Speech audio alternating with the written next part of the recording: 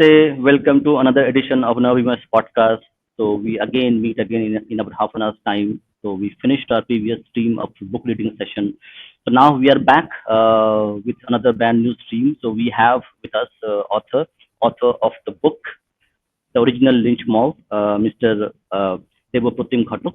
So Namaste, Dibda. Namaste. Namaste. So, yeah, and a very warm welcome to you to our podcast. It's your first session with us.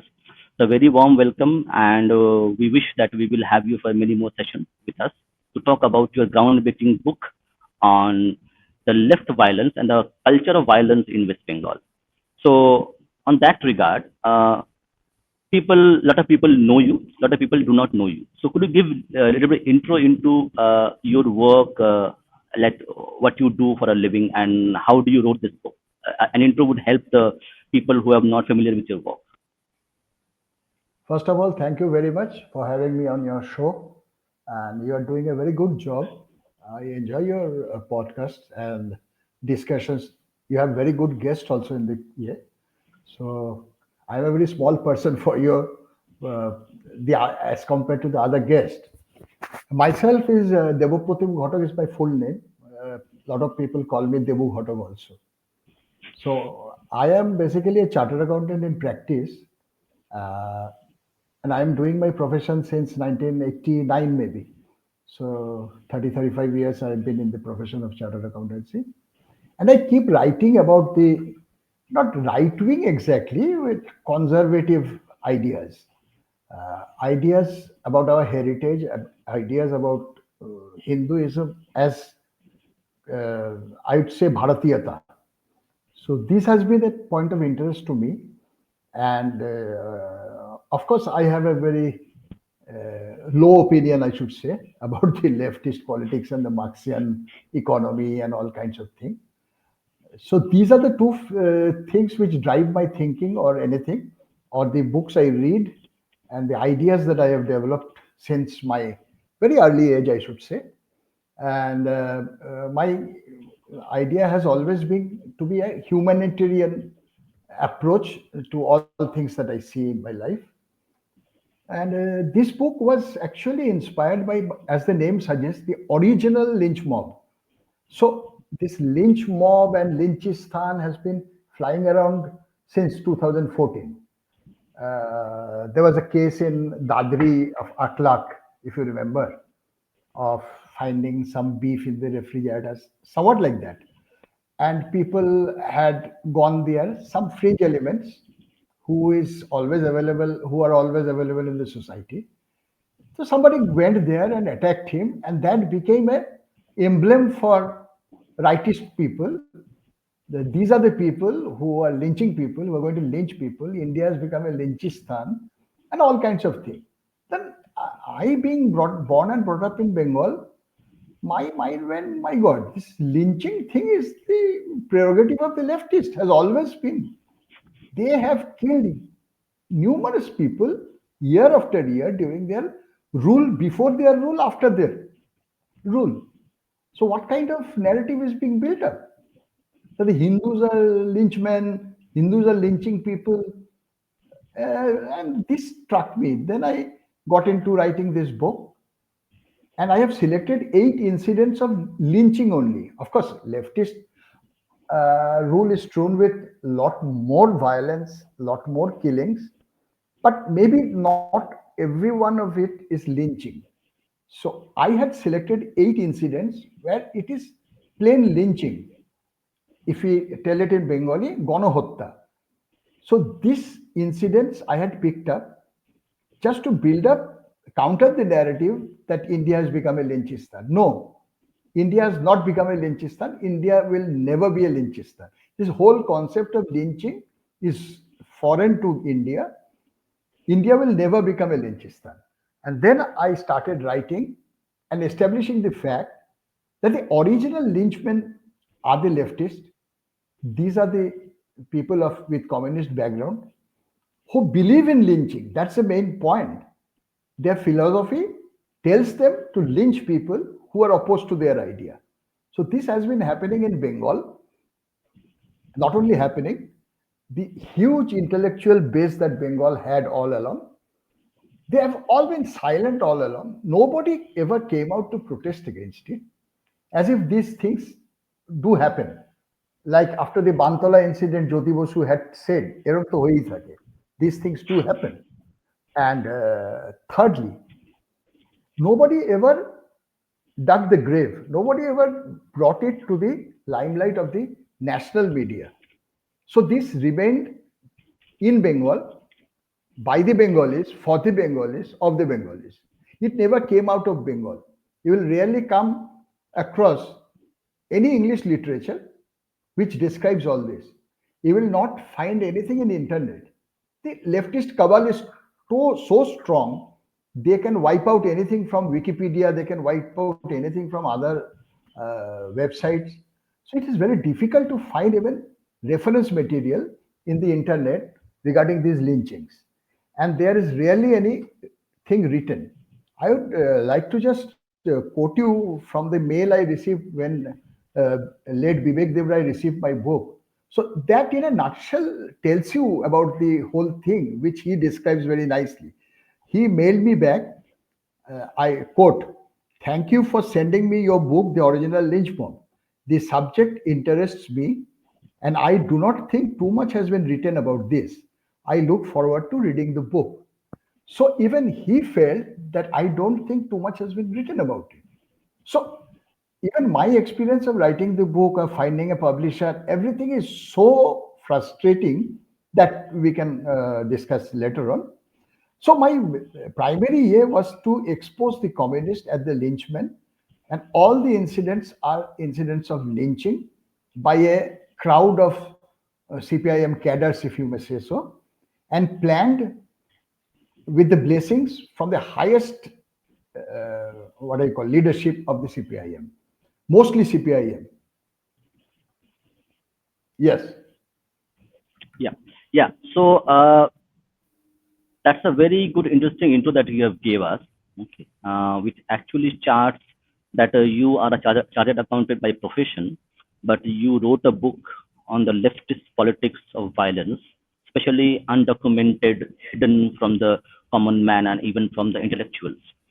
So that's a very noble thing. I think without your book and people like Deep Haldar, and also I like to just to give a context. I also have this book, Termites, how the left is destroying the world through subversion.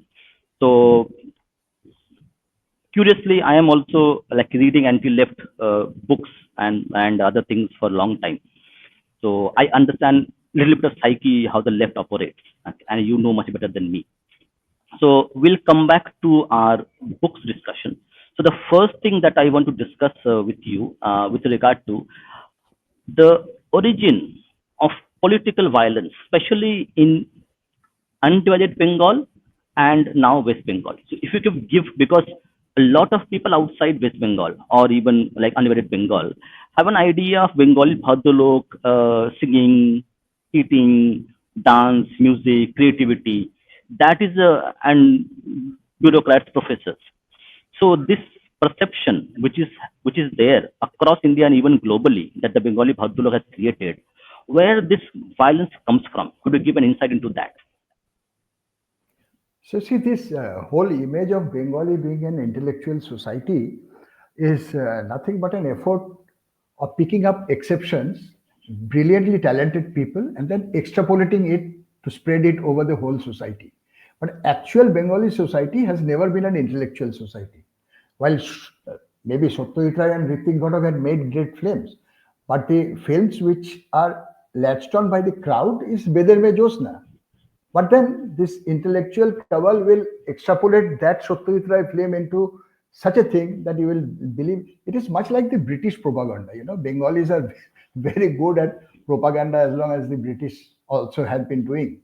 One single cricketer in the British team will be extrapolated to mean that the world has been served by this cricketer, and this is the greatest gift of mankind to the world of cricket. So that is one thing. The Bengali society, if you observe them, has always been following the rulers. At some point of time, they have been following the Britishers. At some point of their time, all of Bengal was CPIM. Now the all of Bengal is TMC, and maybe in due course, if BJP comes to power, all of Bengal will become BJP. So the Bengali gentleman is basically a court gesture, if you may say so, following the ruler, oiling the ruler, keeping him in good humor. That's about it. They will never go out of their way to protest about anything, about any killing, about any lynching, nothing. They will shift camps once they sense that things are changing. In 2000, just prior to 2011, when Nandigram happened and the whole society went against CPIM, these intellectual cabal sensed that things are going to change. Suddenly they came and joined Mamata Banerjee's team. All the 34 years they have been supporting the CPIM because they were in power. Now, having sensed that Mamata Banerjee is coming to power, all of these intellectuals, you see the poet, the dramatist, the dancer, the singer, everybody. So this does not speak very highly of our society as well. And regarding the leftist violence to which we are discussing, one trend worldwide is the left violence is always led by a government. The left violence is never a movement. Left violence in Cambodia was under Pol Pot. Left violence in China was under Mao Zedong. Left violence in Russia was under Stalin. So they need a government to perpetuate the violence. Once they are in power, they will perpetuate violence. We have seen this in Kerala as well. They have been killing RSS, BJP, and the violence is such that they just can't. I would say they just don't know how to handle any opposition. They don't know how to deal with it. So their only solution is to kill the annihilation of the enemy. Khotomer Rajniti, as we Bengalis have come to know. And there are people like Ajizul Haq, an ex-Naxalite, who will sit on TV and tell this that this is a valid kind of policy. Khotomer Rajniti. It's nothing but proposing murder of the opponent. And he can sit in a television interview and say all this and get away with it. Nobody will question him. Even half of this is said by any other leader, he will be torn apart by everybody. But the leftists have this strange, I would say, they will keep on telling things which nobody else has a right to say. So this is how this violence has been justified. This is how this violence has been sanitized by the intellectual brigade.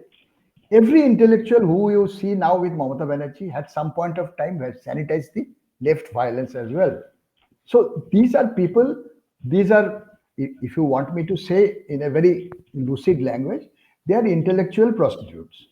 They have no allegiance to any idea, but they are leftist. And they have made the whole Bengali society believe in it.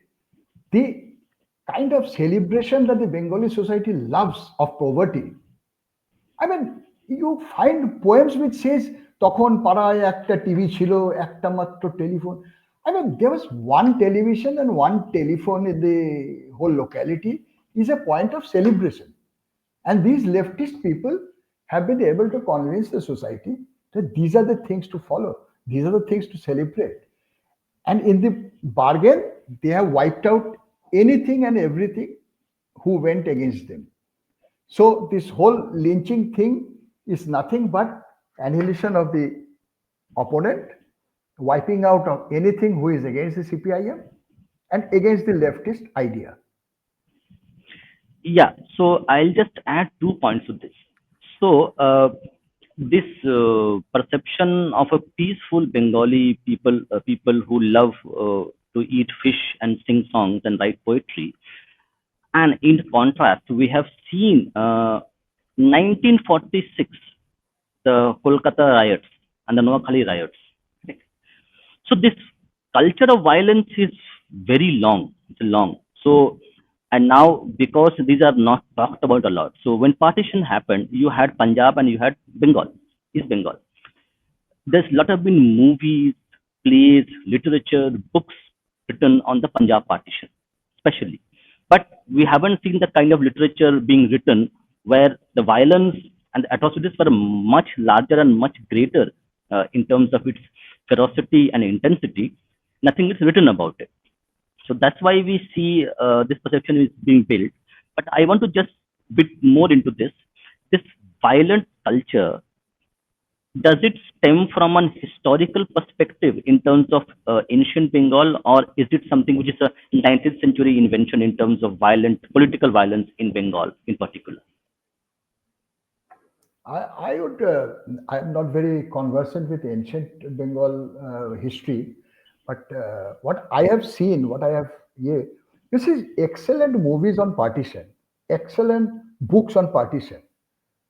They are so very quiet on the atrocities on the other side of the border. If you have seen Ritik Ghatak's Megedaka Tara, it's an excellent movie.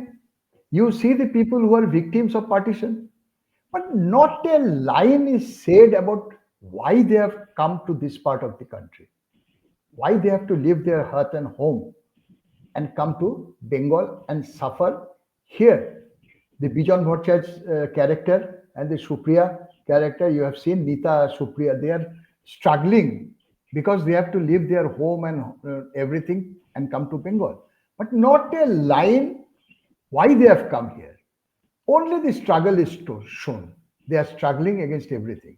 If you go through Sunil Ganguly's Ordhek Jiban, which is kind of uh, biography, you find 2 pages only on Shialda station where his uncle comes, he gets lost.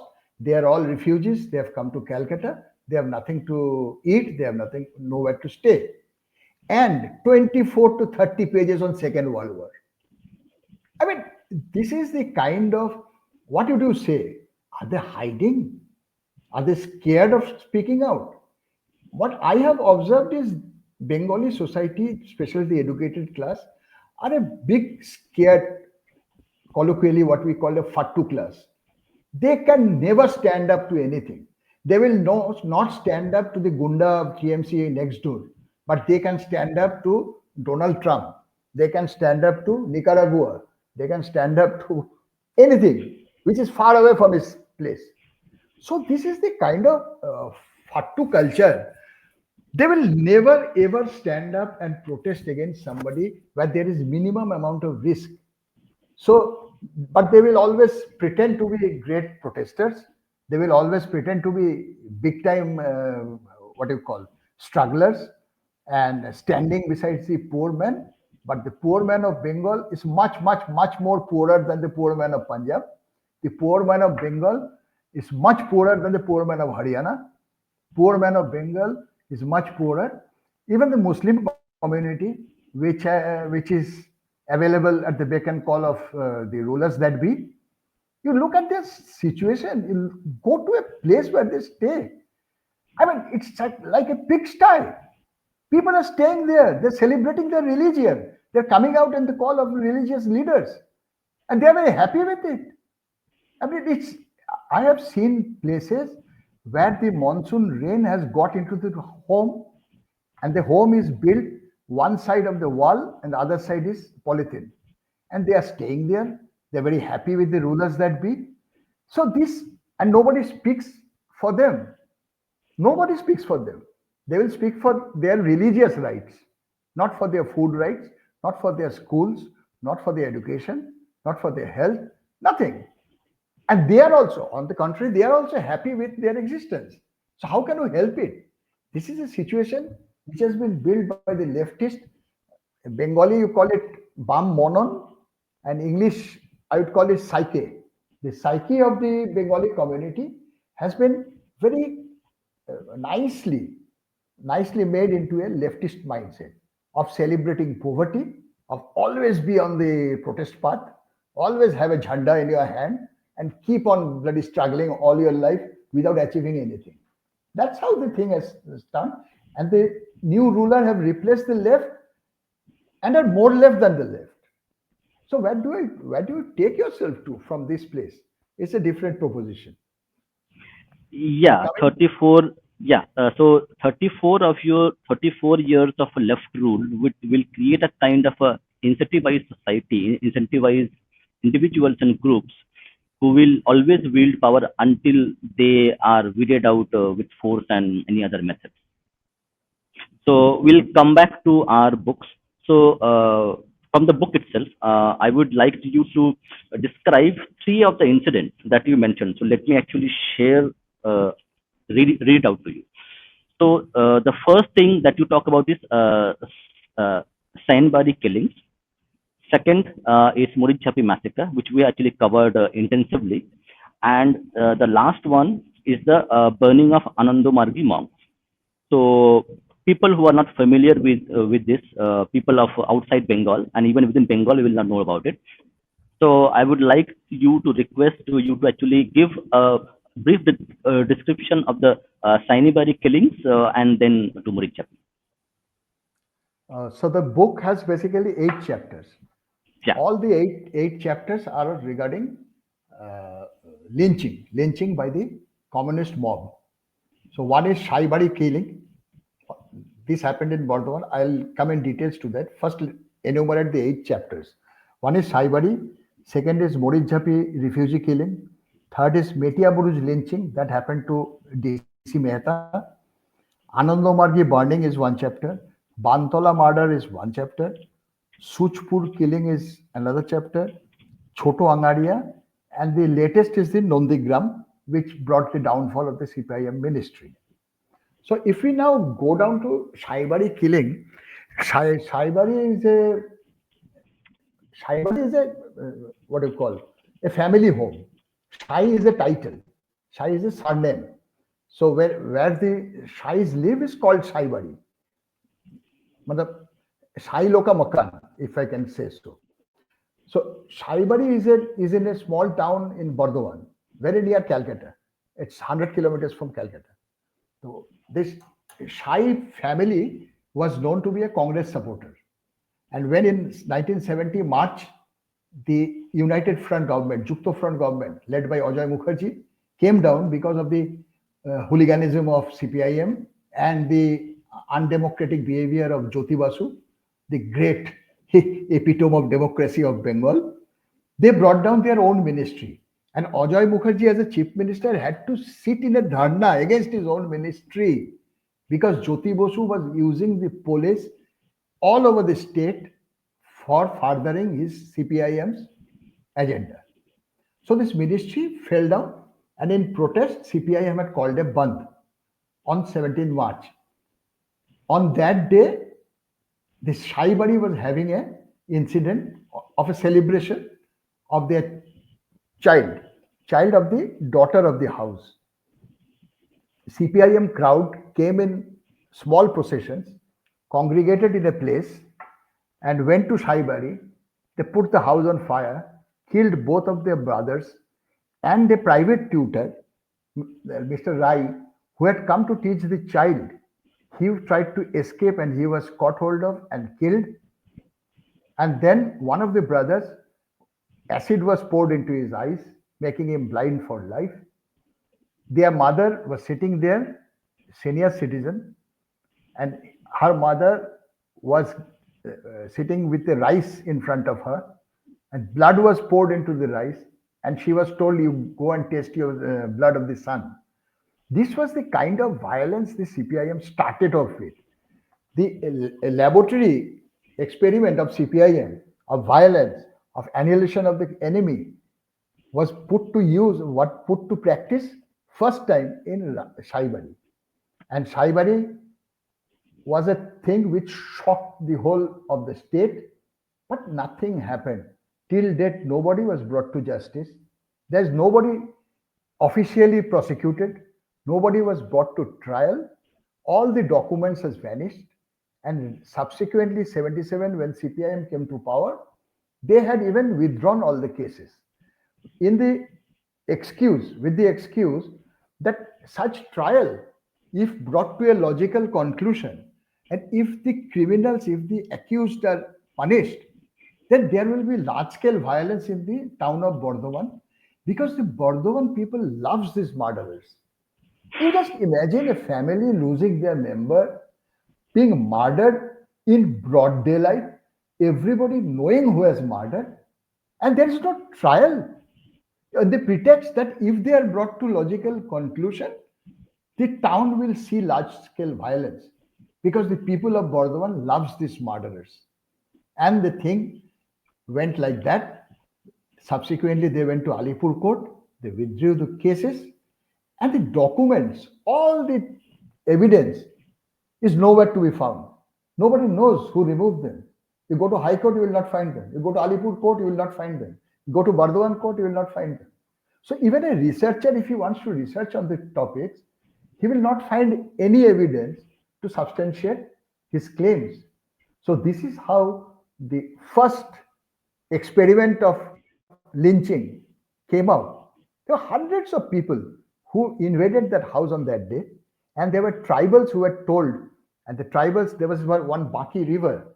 The tribal jumped over the river, swam across the river with bows and arrows, and fire in on the tip of the arrow was shot at the house, which put the house on fire. So this is the kind of violence that the CPIM started off with as an experiment for future.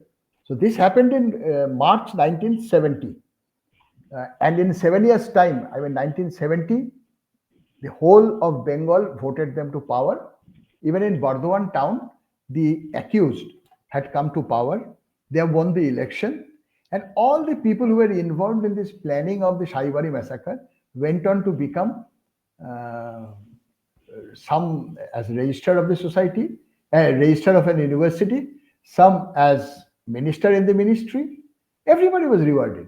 Even this superintendent of police and the divisional district magistrate, they were also given good plum posting. And one of the DM retired as the chief secretary of the state.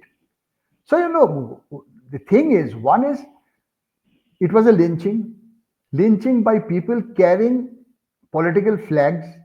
Everybody knew who killed whom, but there was no trial, there was no justice, and there was no and sorry also. Nobody said sorry to the family. You just imagine the plight of a family whose members have been murdered, and the murderer went on to become minister and registrar of university and Jila Parishad Sabhapati, everything. As a family, they were reduced to poverty. They struggled their way out, and day in day out, they had to see this in front of their eyes how the people who had murdered their brother are moving around. So this was Sain Bari in a nutshell. Yes.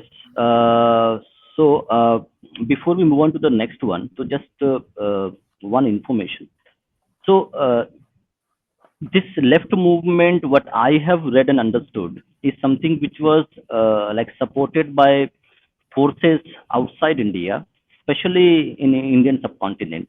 Okay, and like see, 1920, the Communist Party of India was actually officially formed in India, 1920, and then slowly with the British actually helped the Soviets actually helped these people to actually grab power and had help. So in your opinion, in terms of this mindset of violence which left actually has demonstrated in Cuba, in Russia, in India, and wherever they had their power, so how they actually, like, they are actually masters of manipulation and propaganda. So what do you think, like, what is in that literature which actually prompts them to be these monsters they have become? Is there something with the left ideology which prompts them to become monsters?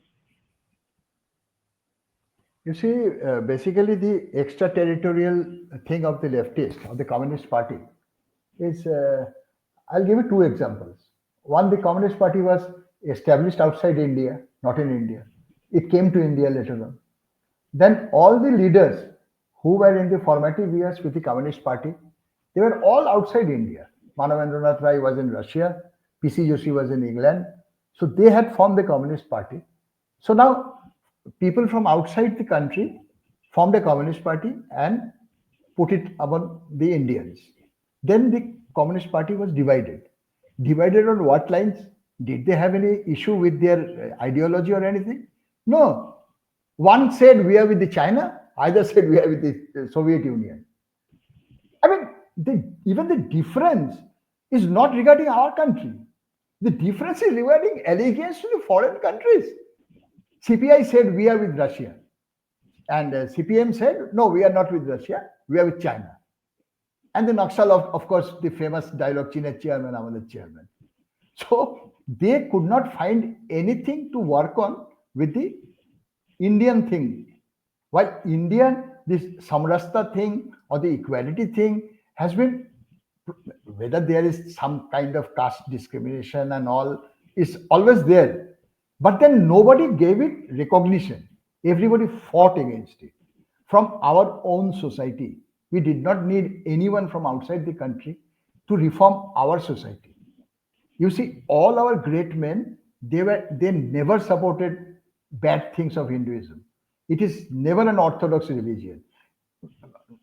Not only religion, it is never an orthodox culture even. So our culture did not need anybody from outside India for reforming our own society. All reform came from within our society. But the communist always needs people from outside.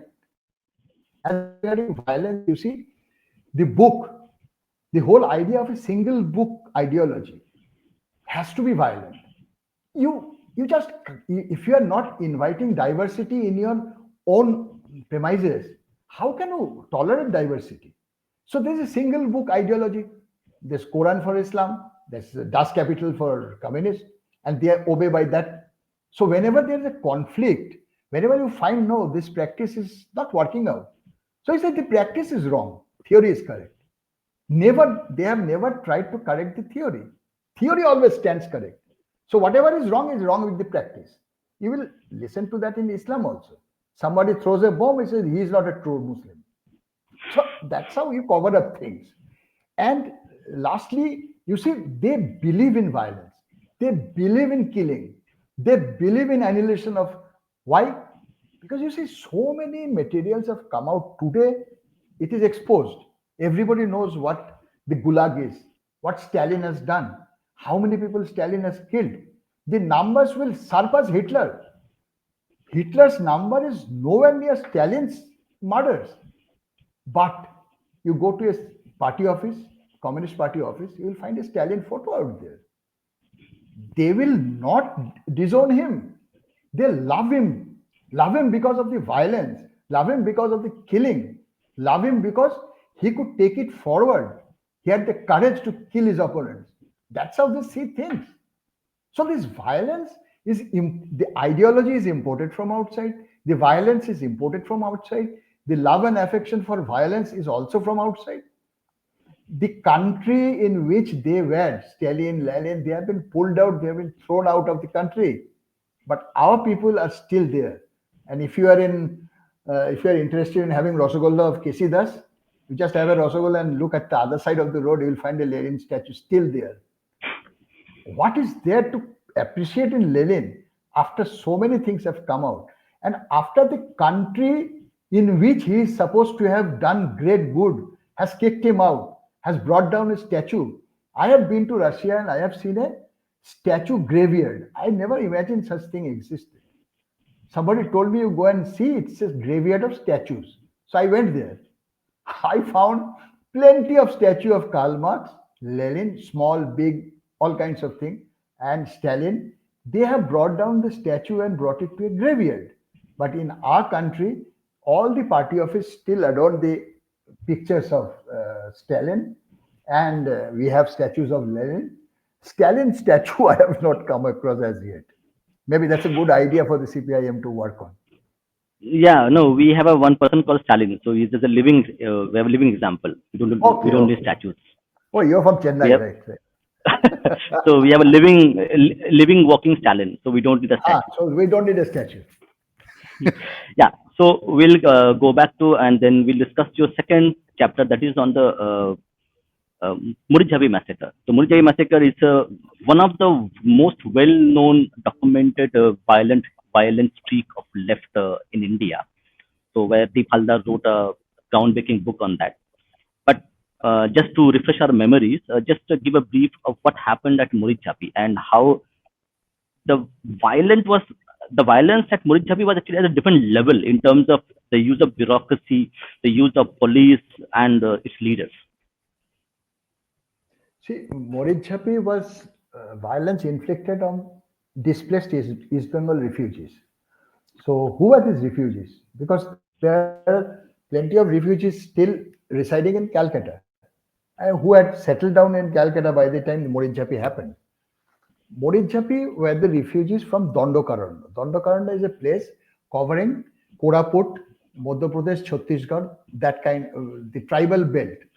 There, these East Bengal refugees were dispatched during Congress rule in the pretext that Bengal has no more place to absorb East Bengal refugees, which may be correct to some extent, and they were sent to Dondokaranya, a place which was foreign to them. So they had settled down there anyway, but the leftists out of were not in power. So this leftist leader, mainly Ram Chatterjee, Jyoti Basu, they used to go to Dondokaranya. They used to provoke these refugees, telling them that yes, you just vote for us, let the refugees vote for us, let the Bengalis vote for us. Once we are in power, there are crores of hands to welcome you in West Bengal. So 77, when Jyoti Basu was in power, they thought that this is the time to go back from Dandakaranya to Bengal. So they came and met Jyoti Basu. Jyoti Basu just, as you call, Paltimara. He just said that I have nothing to do with it. You people are staying there, you stay there, I will think about it. Then Satish Mondal, the leader, he requested Jyoti Basu that, okay, fine, I don't need any help from the government. You just let us settle down in some part of Sundarban, which is close to our heart. The Sundarban area, the Uh, water, the just fish. just one interjection. So actually, I have read the book written by Mr. Mandal, the a son of Jitendra Mandal. So he had mentioned in the book, which I had read in the stream as well, that that place Marichjhapi was actually originally agreed upon by the left front government and the refugees that we will be here. So it was like a already agreed place that was Marichjhapi, and they went where they already had an agreement, verbal agreement with the left. So it's not something that they went to a place where they were not agreed upon. So just carry on. Yes. Then Satish Mondal told Jyoti Basu that we are going to Marichjhapi to settle down. You just do me a favor, don't put the police behind us. And Jyoti Basu replied back, I don't need to learn governance from a refugee. You go ahead and do whatever you want. So Satish Mondal, with a heavy heart, came out of Jyoti Basu's chamber and they went to Marichjhapi. Kumirmari was the other side of Marichjhapi. So from Kumirmari, they went to Marichjhapi, they saw the place, they decided to put up there.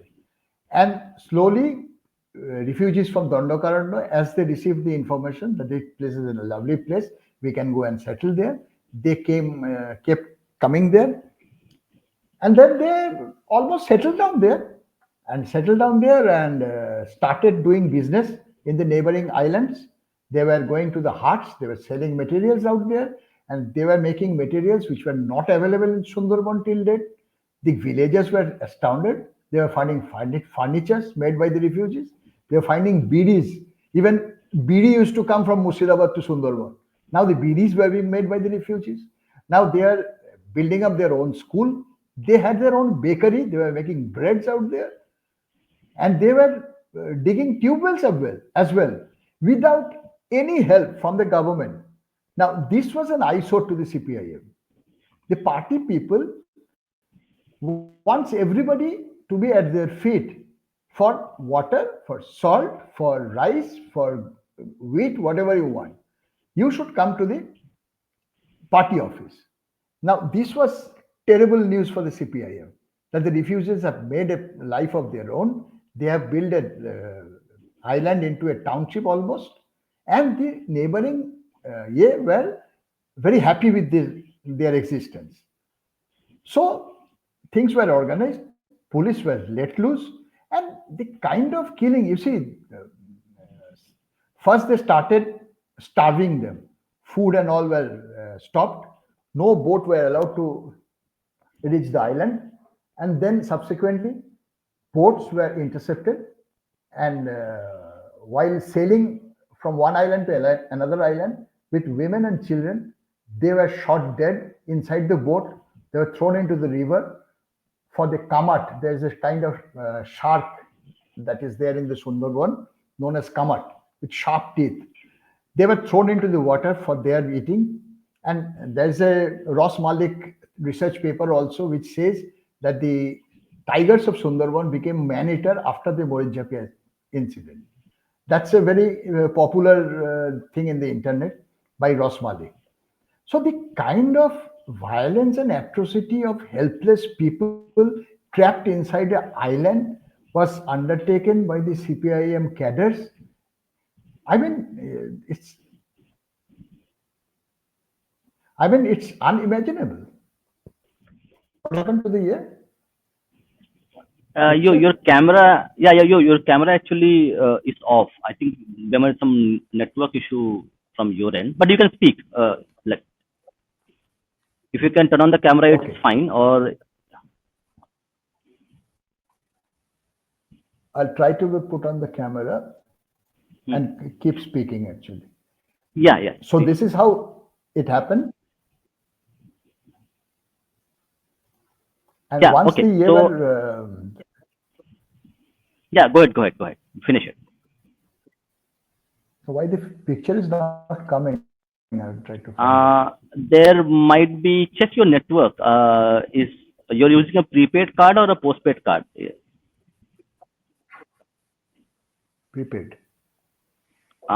Prepaid. It Just give me a the minute. data.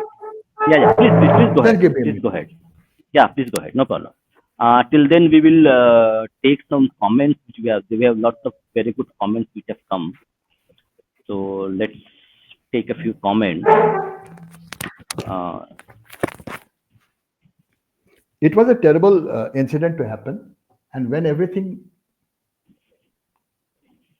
yeah, was please go ahead. finished, there were some refugees already trapped inside the island.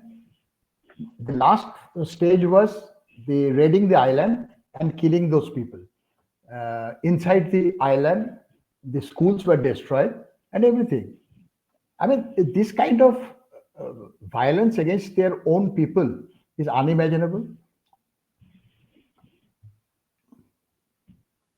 I'm just Yes. trying to.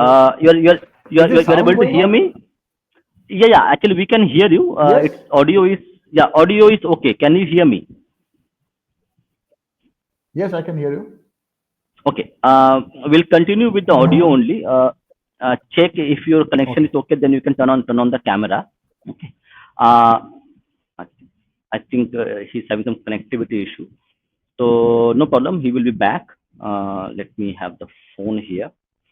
Till then, we'll take few comments. So first of all, we'll really like to appreciate Yashwant for your super sticker. Thank you very much. We appreciate your support, and we will continue to bring guests that you like.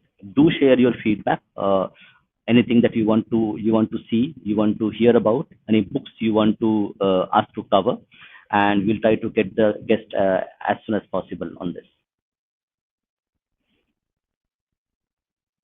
And again, Shaptorshi, thank you for your contribution, and we appreciate. Yeah, you can hear me. Yeah, yeah. Yeah. And Okay. then what happened is, at last, after the people going to other islands were being regularly killed inside the river while sailing, things came to a stop and nobody tried to move out of the island. Then the CPIM cadre, along with the policemen, went to the island. It was a Saraswati Puja day. They demolished the Saraswati Puja celebration. They put the school on fire. They emptied the whole they emptied the whole island of any refugee. All refugees were driven out of the island. And next day, Buddhadev Bhattacharya, then the Information and Broadcasting Minister, proudly said in the assembly lobby that today we have cleared the Marichjhapi of all the refugees. This is how they were celebrating the killing. This is how they were celebrating the of hapless people. You see, these Marichjhapi refugees were the poorest of the poor. They were helpless people. They were turned into refugee for the third time. Once from East Bengal to Nodia and all, Mana camps, from there Yeah, to Manak. from there to Dandakaranya, from Dandakaranya to Marichjhapi, and from Marichjhapi again back to Dandakaranya. They were taken to places in North 24 Parganas like Banipur and all. They were loaded in trucks and taken to places like Kharagpur and all so that they cannot congregate in a small place in large numbers. They were dumped into trains going towards Madhya Pradesh, and it ended very unfortunately. But okay, the CPM were violent. They had killed the refugees. The refugees has now vanished. Whatever was left of the Marichjhapi in the Marichjhapi island, understood. And what was the middle class Bengali society doing about it? Nothing. Absolutely nothing. Pin drop silence in the Calcutta, the cultural capital of India. Nobody spoke about anything. But there were people who fought for the refugees, but you can count them. Like the reporter Jyotirmoy Datta. Jyotirmoy Datta went ahead and filed a case. He took medicine and water to the island. He fought for it. And there was one Pannalal Dasgupta who had this Sundarban NGO. He also fought for it. And there was one soiri organized for the to collect money for the Marichjhapi refugees, where Hemanta Mukherjee and Suchitra Mitra and all came together to collect some money. But that's nothing. Nobody spoke out against the killing. Nobody. There's not a single literature you will find where the intellectuals, where the intellectual capital of Calcutta has spoken against it. And leave alone the intellectuals. They were refugees who had settled down in Calcutta. But there were one very distinct difference. Mostly the Dandakaranda refugees were Nomosudrus. That's why I told you they were making bidis, they were making furnitures, carpenters and all, because they were Namasudra category engaged in lowly activities. So they were very skilled hands in all this. While the Bhadraloks of Calcutta, who had come from East Bengal, they were mostly Chattopadhyay, Bandyopadhyays and all. You know, so they did not find any common ground with this killing.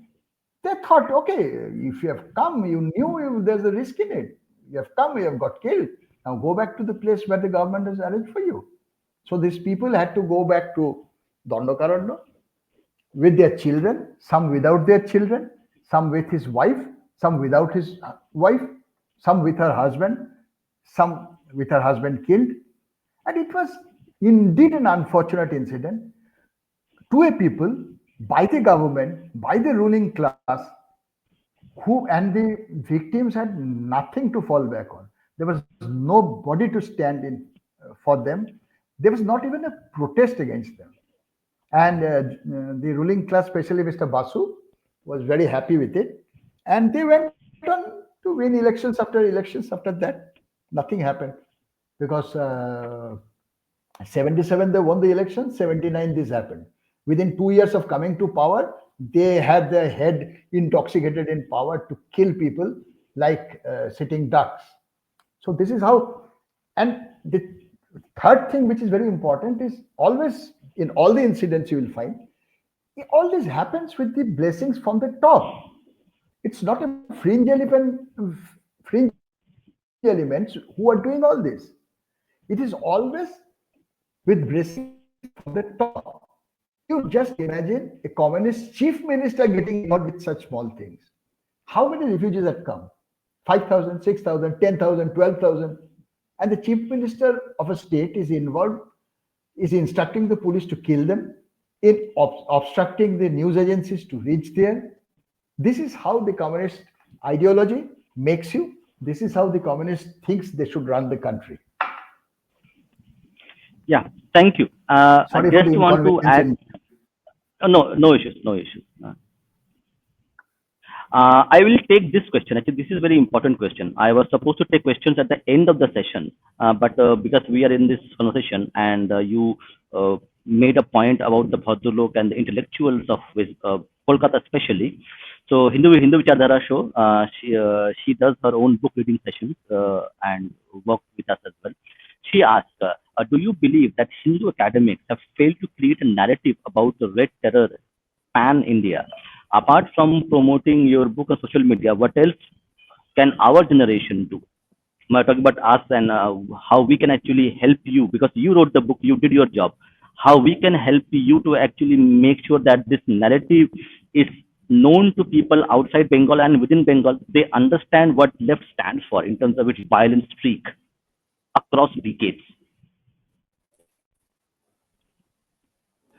You see, I was just quoting Vivek Devroy, what Vivek Devroy wrote to me. I don't think too much has been written about this. To which I add, I don't think too much has been written about this in English.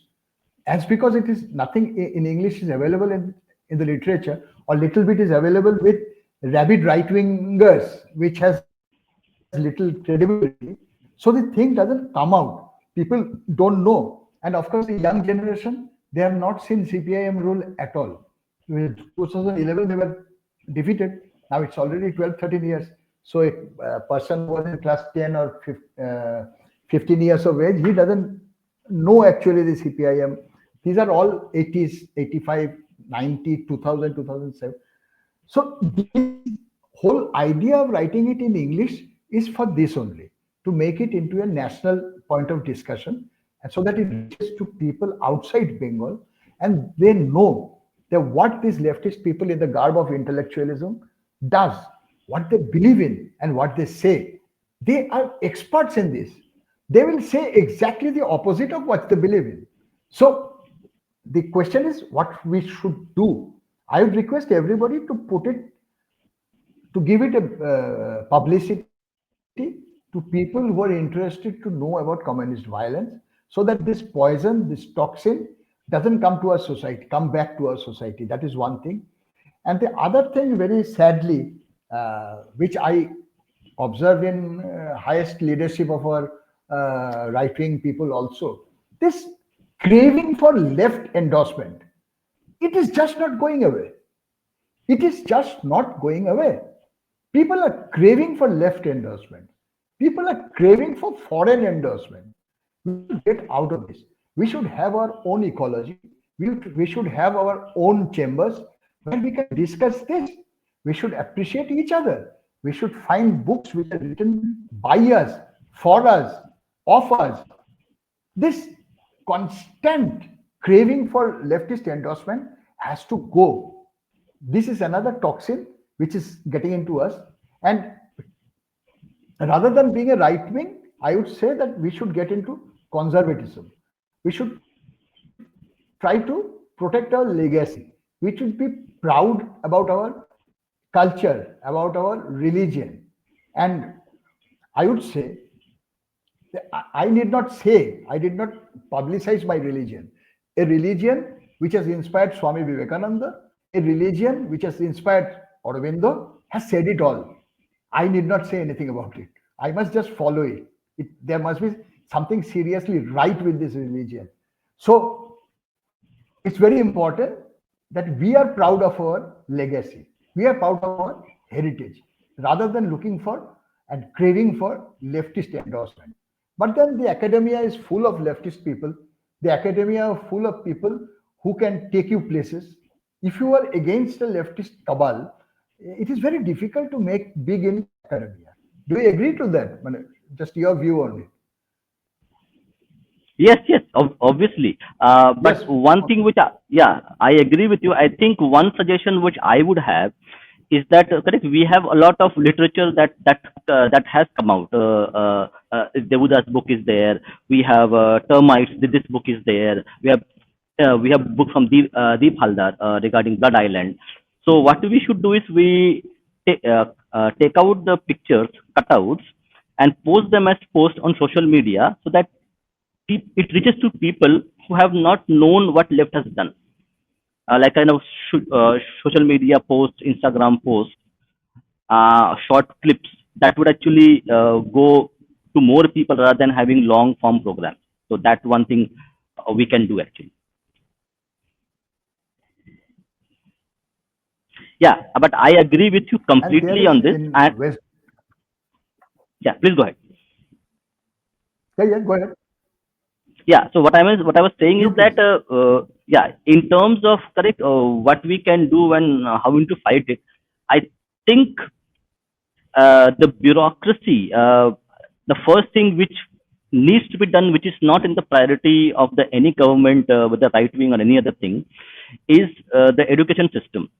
So if we are unable to actually fix the education system from primary level to middle school level, where all this propaganda is put into people's mind that left is great savior of poor and what they have done, and they are the great people. Okay, until that is fixed, I think we will not find a lasting solution, because by they become 18, they are full of propaganda, and after that you can't change people's mind. So I think this academic takeover of left intellectuals needs to be broken by all means possible, and that would mean a lasting solution. Or else we will have these deracinated generations who will believe that left are the real revolutionaries, and we are all human first and anything else later, and that will kill all our tradition and all our culture. Yeah, So please what go I ahead. was suggesting is not believing. What I was Hmm. telling you, believing that the left is the savior is one thing, and making it appear that I am believing in this to further my academic career is another thing. I don't believe in it, but then my PhD guide is a leftist. I agree to a lot of things with him. And regarding education system, you see, it's the same education system through which I have gone. It is the same education system through which Sitaram Yechuri has gone. So he has become a leftist. I have not become. I've started hating them. So it is not really the education system that is important. It is also important that how you absorb the education. That is also important. How can you just start believing whatever is being fed to you? But then people in the academia is so strong. If you want to, I can give you my experience regarding finding the publisher, and you will be surprised what kind of ecology they have built up in the publishing world. Even if you give me permission, I can Yeah, share please, it with please, you. please go ahead. Please go ahead. Please go ahead. So my experience of finding a publisher started off, and most of the people were not interested in Delhi because it's an English book on Bengal and against the CPIM communist people. One is they don't believe that such a subject will find bulk buyers. Who is the bulk buyer? Bulk buyer is a library. Bulk buyer is a government department. Bulk anything against left has no market. Even after 2014, 2024, 10 years after, if you may call it a right-wing rule, even today you don't have a market, a buyer, bulk buyer for a left, anti-left book. That is one part. Now, being rejected by all the publishers, I went to Voice of India. You know, Voice of India is of Sitaram Goel's house. Sitaram Goel was an Assam Hindu nationalist who was a Swadeshi also. And his son, Aditya Goel, he has his own publication. So he was very excited. You have done a great job. I really like your research. Let me. He gave the book for editing to somebody. Now this editor, with his comment, sent me back the book. What was the comment? How can you write like this? Do you have evidence? How can you write against a chief minister like this? This sentence will put you in jail. This will put you in court. And Aditya Goel was so scared. One day he called me up and said, "Boss, yeah, we are a small publisher. If we do all this, they will go to court and we will be finished. Our small publishing house will be closed down." I'm like, "You talk to a lawyer. Who is this editor?" Then I talked to the editor directly. This editor was a PhD student of JNU who was a rabid communist. And he was editing my book. Just imagine. And then I told him, I advised him to get back to his lawyer and find out what is what. His lawyer also advised him, you will be in deep trouble. Don't ever try to publish this book. So I left him, and Sankan Sano of Garuda Publishing, I just approached him once. He had the courage of a lion. He said, "You just send me, I'm going to publish it. I'm not scared of anybody." He went ahead and published my book. I'm so very thankful to Garuda and Mr. Shankar Sanu that he had the courage to publish it. My point is, you see, people like Aditya Goel who is a branded right-wing publisher, a Hindu-minded publisher, even he is scared to publish anything against the leftist ideology. So it is not important that they have been defeated in Bengal. It is not important that they are out of Tripura. It is not important they are latching on to Kerala only. What is important is they have got a fantastic ecology. And what do we lack? You will find every other day in Twitter a fight being picked up by one right wing to with another right wing. And the right wings are getting categorized. This is a trad, this is a right wing, this is a conservative, this is a chatu right wing. He's trying to be close to the government. And our government, what are they doing? They are picking up all kinds of leftist people and Firangi podcasters to get endorsement from the international community, to get endorsement from the leftist brigade. This has to be demolished. The young people, whoever is listening to this podcast, I request all of you to make it into a kind of Junun kind of a thing that our publishing, our ideology, these are very excellent ideologies, they're very good ideologies. We are not spreading murderous things. We are not spreading any hatred. These are things of which the country is proud of. These are things of which a lot of international pundits have found solace in. So we should also get into this. That's more important than what do you say? This putting the leftist out of power in Bengal and Tripura. Yeah, the famous dialogue from the Kashmir files. सरकार हमारी है, system उनका है. Ekdam, ekdam. And I was talking about academia. It runs up to the judiciary even. You just imagine the kind of bail applications people are making and getting away with. This leftist, left liberal. I mean, a left liberal can never be a left. I don't know how this terminology has come up, left liberal. So these people from Zubair to everybody, midnight, they're going to Supreme Court, they're getting bails. These are all systems. And look at the fate of Nupur Sana. She is hiding. I mean, the whole system is with them. They can do anything they like. Yes, sir. Yes, and we'll finish this segment with correct. I was reading the book, The Ultimate Goal, okay, where the author talks about the power of narrative. So, because they hold the narrative power, they can actually sell a massacre as revolution, and that is something that we have to grab hold of. So all the revolutions, they were actually massacring people, and it was sold as a revolutionary fight. So now we'll come back to the last portion of our discussion on the incidents which we covered in the book. So last one we'll cover is with regard to the Anandamargi incident. So could you just give us a bit overview on that, what happened there? I'll be very short with this Anandamargi incident because it's a brutal murder.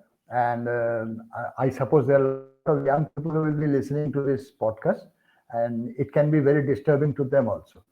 So Anandamargi is an organization which is a very small organization. I wonder whether outside Bengal anybody knows about Anandamargi. But the one prominent thing about it is international. It is international. It is actually they have also international branches. Yeah, but Bengal, Bihar, they have a strong presence. Yeah, in that region. And Canada, Australia, they have got a good presence. So this Anandamargi organization, what is striking about them is they are all saffron clad.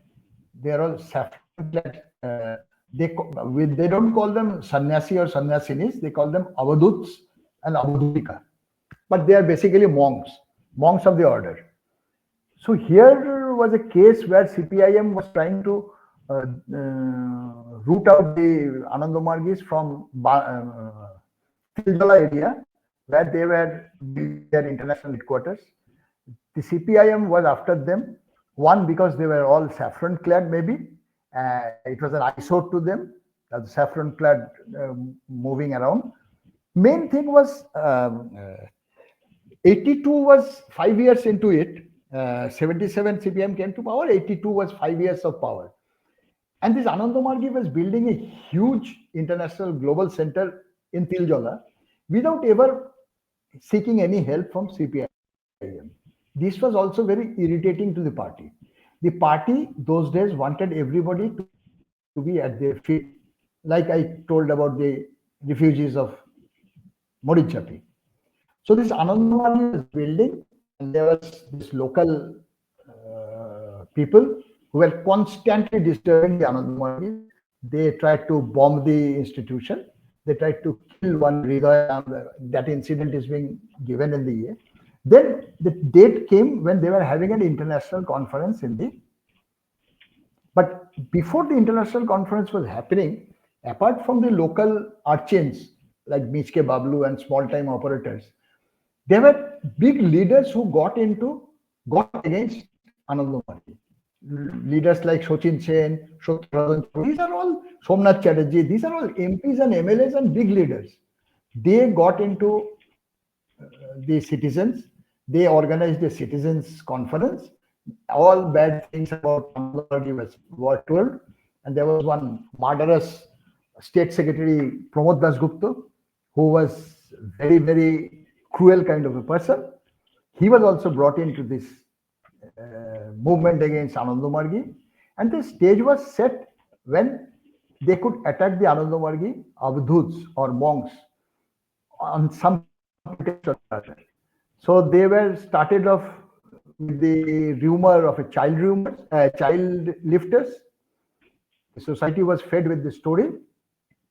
Hello, are you there? Yeah, actually, I am. Yeah, I am there. I am just getting a glass of water, so you can continue. Okay, I continue. So Yeah. the society was fed with the rumor of child lifters that these sannyasis were all after your child. They are going to lift your child and kill them in their one of the rituals where they need child sacrifice. All these stories were here on the 30th April 1982, when this conference was about to happen, and delegates were reaching Calcutta from all over West Bengal and Bihar. In the early morning, at 7 or 8 o'clock in the morning, when people were trying to reach this global headquarters for the conference, taxis were stopped, people were drawn down from the train, and they were very easy to identify because everybody were wearing saffron clothes, and you could easily make out a Ananda Margi monk if you see at them. They have got some kind of turban in their head and saffron clothes all along. So these people were brought down from trains, from buses, and brought down from taxis. Kerosene, they were beaten to death. Kerosene were poured over them, and they were put to fire. This is a terrible, cruel incident, and this burning of flesh, this smell, you could not escape from it. If you are staying there, the smoke would ultimately reach your window. The smoke would reach your house, and the smoke of burning human flesh was reaching every other house in the locality. And what did the Bengali middle class do? They closed the window. They closed the window so that the smoke doesn't reach their drawing room. In 1 hour time, by 9 o'clock or 9:30, the operation was over. They were burning bodies on the road. They were burning bodies on the railway line. They were burning bodies on the bridge, Bijan Setu, what you see today. And the Bengali gentleman saw out of the window. They found that everything has cooled down. Only the bodies are burning. They took out their bazaar bags and went to the green market to get their sobji and fish. This is how the society had reacted to the violence. It is no wonder that the CPIM went on with the violence year after year and got away with it. Because in every election, before every election, there was such violence, and the election happened, and they went on winning elections after elections. Of course, there was plenty of foul play in the winning, but you cannot take away the fact that there was substantial portion of the Bengali society who was still supporting them in the name of communism, supporting them in the name of opposing Congress, supporting them in the name of left ideology, and supporting them for every other reason. So the Bengali society slowly went into this quicksand of leftism, and by the time everything happened, there was no way they could get out of it. Yeah, thank you. I think you gave a very, very apt description what happened, because in the book also it's pretty graphic in terms of the way it has been done. Actually, I am changing my connection from one to another. So just give me 5 minutes for the video to come back. I am on the mobile data now. So one more thing which is Right, right. important, which actually is very pertinent in the query which I want to ask, on also for the audience itself, that the people of Bengal who and the Maharashtra, who were the forefront of Hindu warriors in the pre-independence period, who were actually fighting with arms and weapons against the British on on this flag of Hindutva, how that society and people become like this? Like, do you find anything in your analysis how this transformation took place, where they would close their windows to shut the burning flesh smell? See, no matter how politically incorrect I may sound, but this whole idea of bombing a small time British officer and doing some kind of biplab or revolution has spoiled the Bengali psyche. Maharashtra never suffered from these things. Maharashtra always they had gone into some big time revolution. It is only Netaji Subhash Chandra Bose who gave us the great idea that if you want to remove an imperial power, you need to hold hand with another imperial power. Good or bad is immaterial because you're going to fight an imperial power with another imperial power. That's the whole strategy, that's the whole politics about. But then bombing Charles Taggart and glorifying Binoy Badal Dinesh, this has spoiled our whole approach to Sadhinata Sangram or freedom struggle. We have never been able to organize a big movement. We have never been able to organize a mass movement against the British. Our movement has always been guerrilla warfare, bombing people from behind the wall, bombing people in a hidden place. So this kind of, if you call it revolution, it is revolution. But on the contrary, if you go to Maharashtra, at least Bal Gangadhar Tilak, what is thought? He thought about Ganapati Puja. He thought to make Ganapati Puja a mass affair so that he could bring everybody together. So these are very different kind of here. Yes, Rabindranath's movement against undivided Bengal or division of Bengal is something you can call, which was a mass movement. Otherwise, more or less, it has always been bombing people from behind the bush. And that can never, that kind of ideology went on to become the Naxalites of even killing the hapless constable and killing the hapless doctor, locality doctor, and celebrating the death. So that is one difference I think which has made, and that is one difference why the Bengali found totally out of place when Mahatma Gandhi arrived and organized everything as a mass movement. Right wrong is a different thing, but the Yeah, only yeah. Just person who one. could change the Bengali society, Please go. Please go ahead. Please go ahead. the only person who could change the whole Bengali society, the only person who had the courage to do it was Netaji Subhash Chandra Bose. But somehow the machinations and the politics of Mahatma Gandhi had forced to him to leave Congress, leave the country. But his strategy of putting up another imperial power against imperial power, and bad against the bad, was great.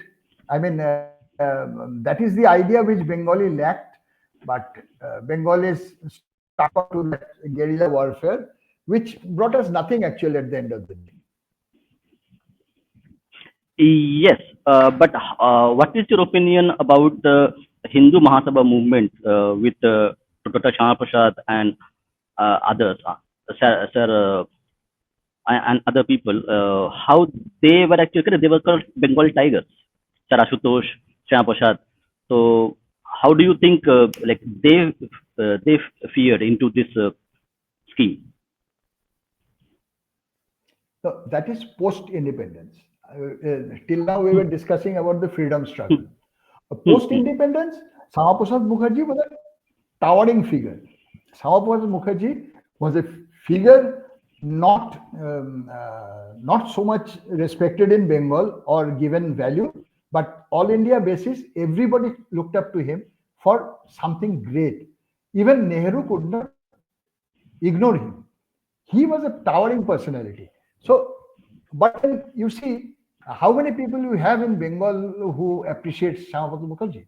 Shamaprasad Mukherjee had rare followers within West Bengal at his prime. He was all India figure, but then he did not have very much followers within West Bengal. That's a fact, right or wrong. You like it or don't. That's a different issue. But he had very, and subsequently the leftists went on to plant all kinds of stories that because Shamaprasad was the son of Ashutosh Mukherjee, he was given highest marks. Even as people like Ashok Mitra had written all kind of dirty stories about Shamaprasad Mukherjee also. But Shamaprasad Mukherjee was a towering personality, and every Bengali should be proud that we have a person like Shamaprasad Mukherjee who kept West Bengal in the picture, in the overall picture of post-independent India. Otherwise, what was there for Bengal? There would have been nothing. As an industry minister, you just imagine how many industry he had brought to West Bengal. I mean, Chitranjan local was, Durgapur is full of them, MAMC, Durgapur Steel Plant, Alloy Steel Plant. He has done so much for West Bengal. But the West Bengal society, I don't understand this Bengali society, whom they want and whom they want to throw away. So Bengali society fell in love with the most useless person like Jyoti Basu, and he had a huge fan following. But Shamaprasad Mukherjee had few admirers within his own state. Yeah, I will just add one point, which is my observation. People can agree or disagree with me. This advent of British and Calcutta becoming the second city of British Empire. Okay, so and that created a kind of a Bengali middle class dependent on the British for their prosperity, and that prosperity and that kind of influence which they got created a kind of a, I would say, slave mentality, okay, which actually went on to become so they didn't want to lose any privileges, and they become communists. They wanted to latch on to the power which they held pre-independence period, and communism was one way they could actually enhance it and keep it with them. So, and that did not happen with rest of India. So that could be also one aspect of it. Yeah. So now we'll I find go back. that the whole Please go ahead.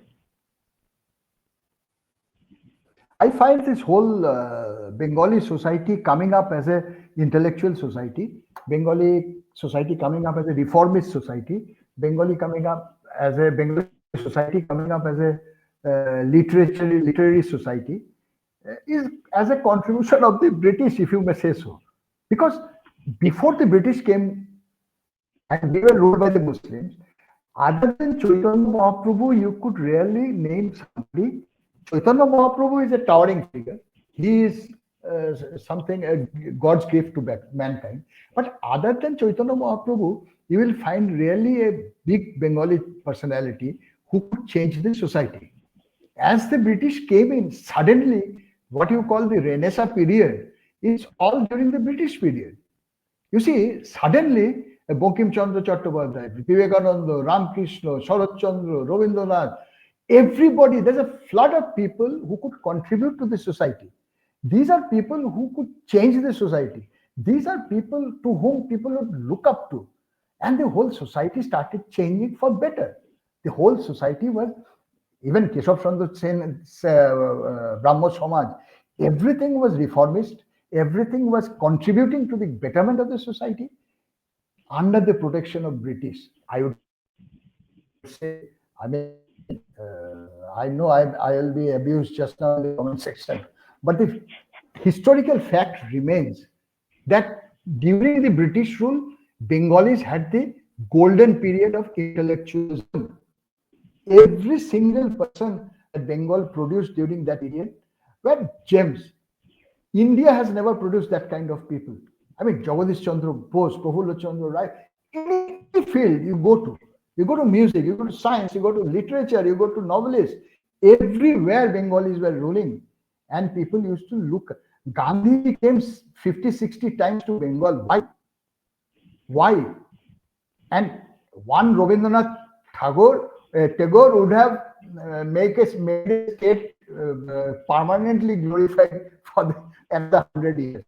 So the British did contribute to our free thinking, to our because the Muslim rule had segregated us. During the Muslim rule, we were totally a lost society.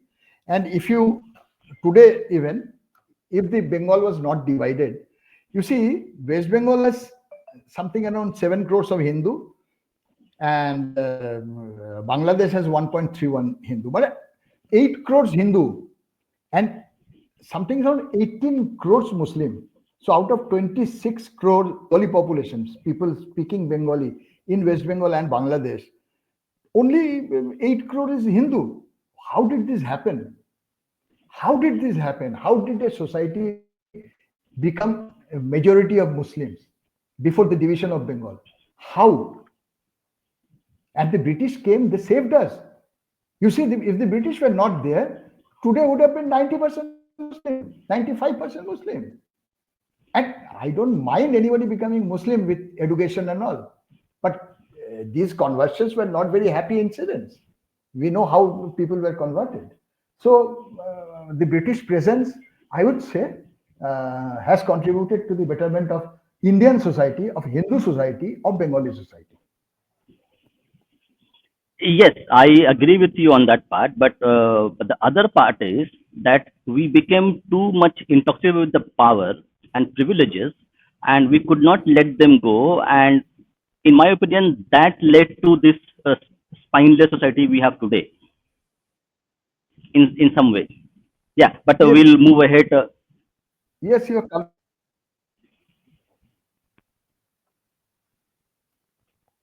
Yeah, yes. so Next we'll segment. move on to our next talking point.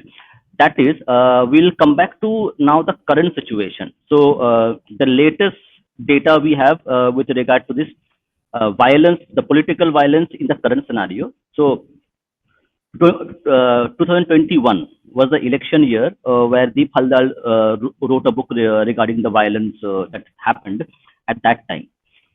So now, in the current context, and also with the left-hand government is gone, but the violence still remains. So, what do you think has been the long-term impact of political violence in Bengal, irrespective of which party is in power? We have seen the violence is been a kind of a constant in terms of political violence when in elections, pre and post-election, and how it has actually impacted the society and the political consciousness of its people. The Bengal political violence of Bengal, as on today, as you see it, is because of the total ideological fluidity. I mean, nobody has allegiance to any ideology. A person who was a communist only 10 years before or 12 years before has suddenly become a TMC member. And for all you know, if the BJP comes to power, he will just jump onto BJP and he will become a saffronite.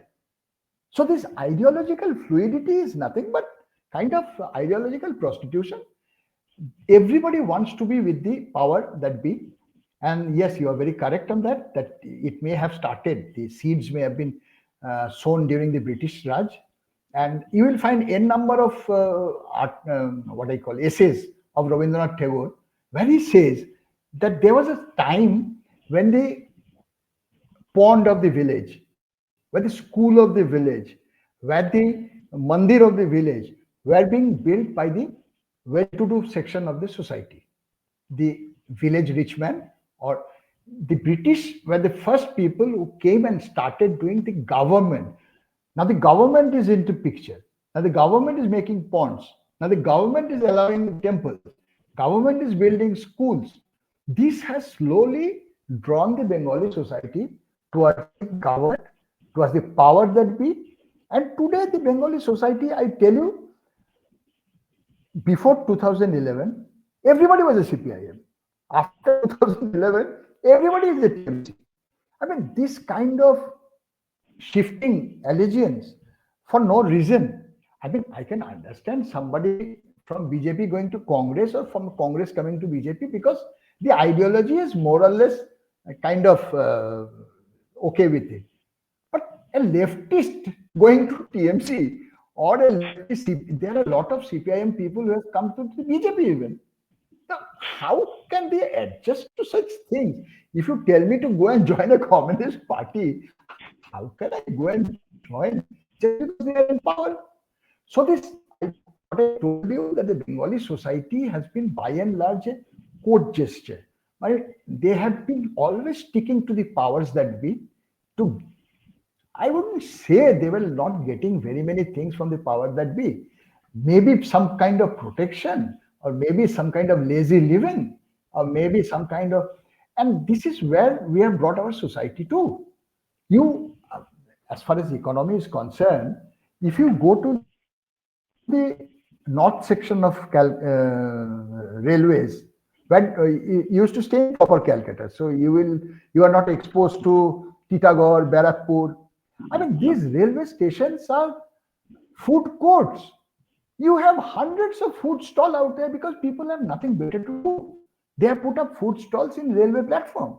You go to the YouTube channel, you will find people eating biryani there, people eating porota there, and the star of the Bengali food blog is Today Porota Wala. This is where we have brought the society to. Goriahat footpath, you just can't walk. There's no place to walk. So this is what our society has been brought to by being close to the power. What have we gained? What has the power? Yeah, there is some connection issue. So I think he will join. Apologies for the connectivity issue. He will be back. Let's take a few comments. I think we have a lot of good comments which have come up. Let me take them one by one.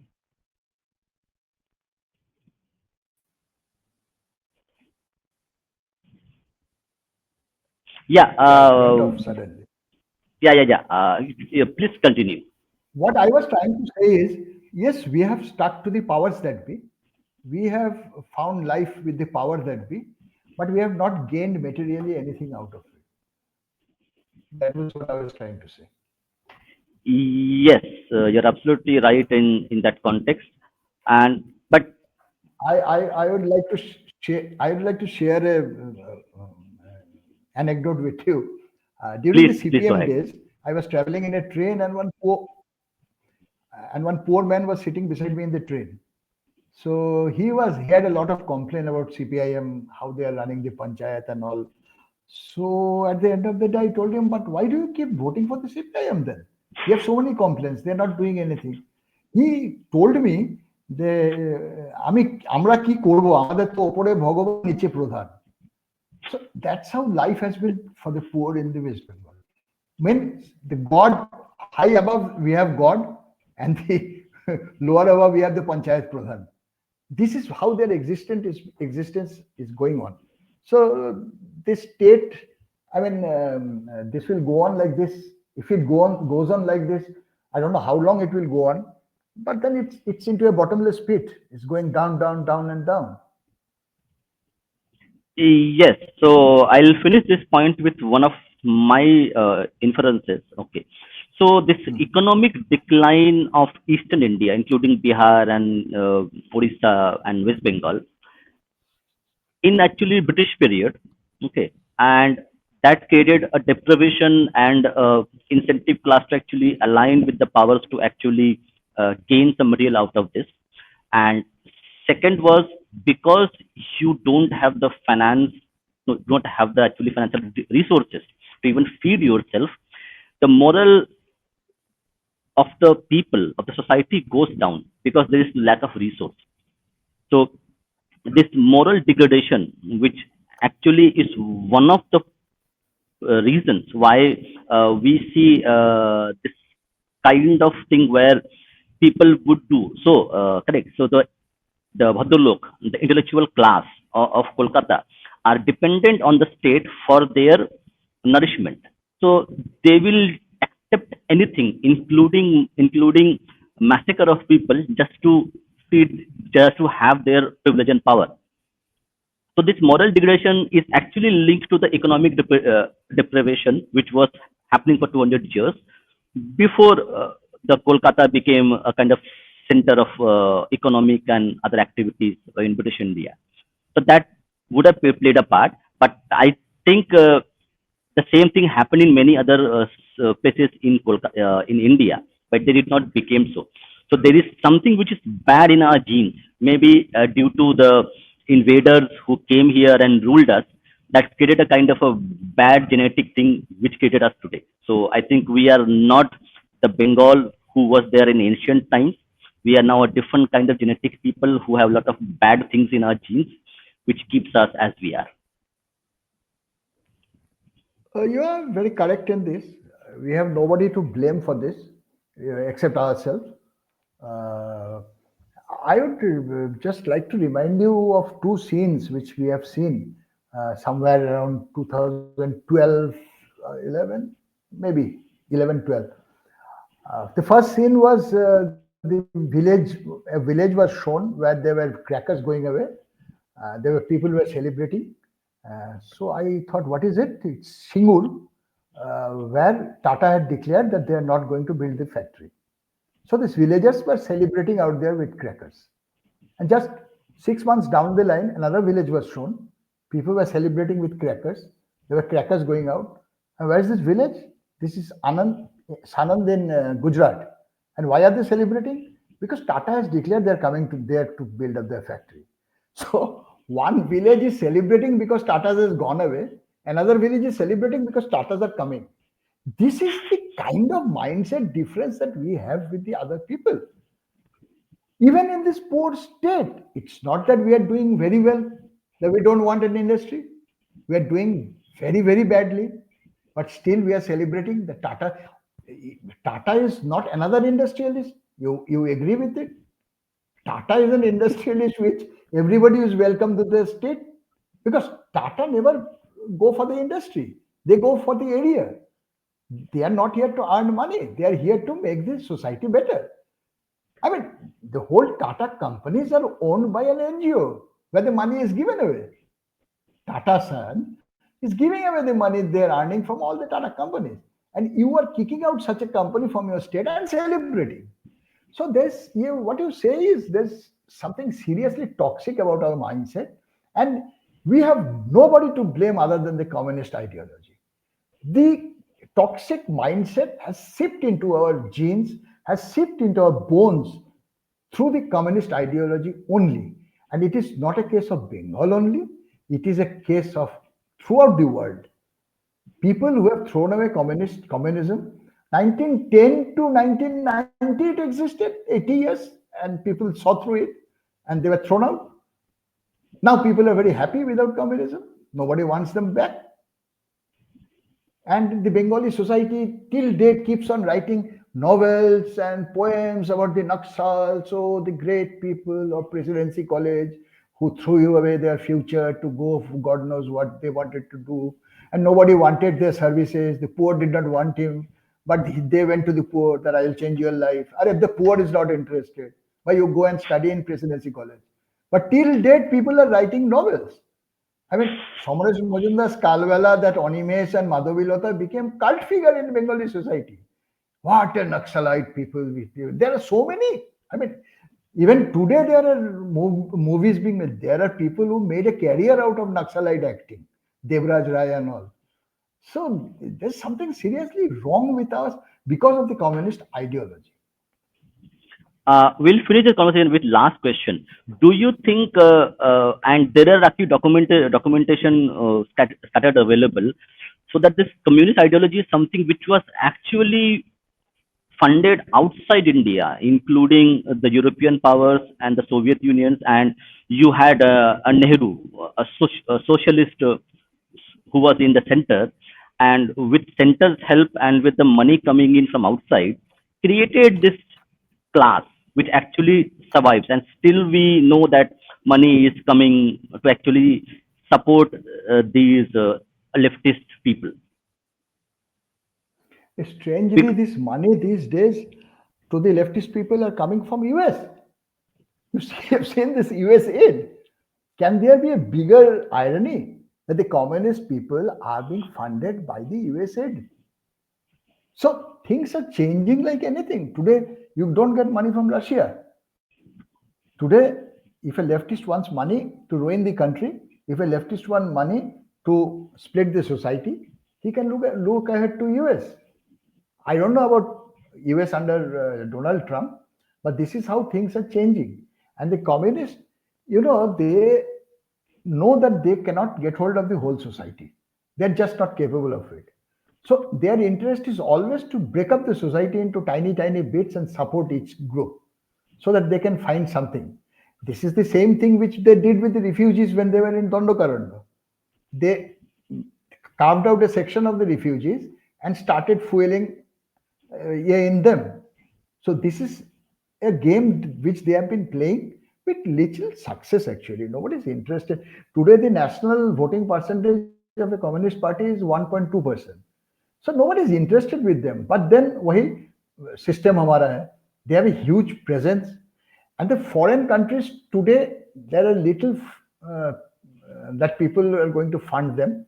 Other than UK academic universities and UK government, I'm not very sure, but USAID, yes, they have funded a lot of anti-national people who are operating from India, including Zubair, the Alt News, and Scroll and Wire, all useless people. They have nothing to contribute to the betterment of the society or the betterment of the country. But then they are holding a large space, and they are having a constituency of around, you see, 140 crores is the population. If you can have a constituency of 10 crores, it's a huge deal for US. The US keeps on funding these people. And but what I would say is that the kind of money I have seen, as reported in the press, that they have spent on these Charlies, it's a very bad investment because they are capable of nothing. These leftist Charlies, they are capable of nothing. They cannot achieve anything, excepting for going to the High Court to Supreme Court and getting all kinds of rubbish judgments that the judges keeps giving. Otherwise, they are of no use. In spite of everything, in spite of all the energy that they have spent in stopping one single person from 2002, they could only improve his career. They see this man has become a chief minister, from chief minister to better chief minister, to better chief minister, to a prime minister, to a better prime minister. I mean, this is the kind of achievement that these people are having. But then the US government is spending money on them. I don't think it's of any use whether the foreign people spend money on them or not, because India has changed. India's thinking has changed. India's today's India is a different India. Today's India is proud of its country. Today's India is proud of its heritage. Young people are getting into it. Young people are celebrating all kinds of festivals, which 20 years back you could not see young people celebrating. It was the Buddhas like us who were celebrating. But today the young people are getting into it. That's a good thing that it's happening, and I welcome such things. And I don't think this one or two small time people can make any change to the society. And sadly enough, they gave no they you if you follow Twitter or X handle as you call it, you will find that there is no traction given to them from the leftist brigade. All traction to them is given from the right wing people.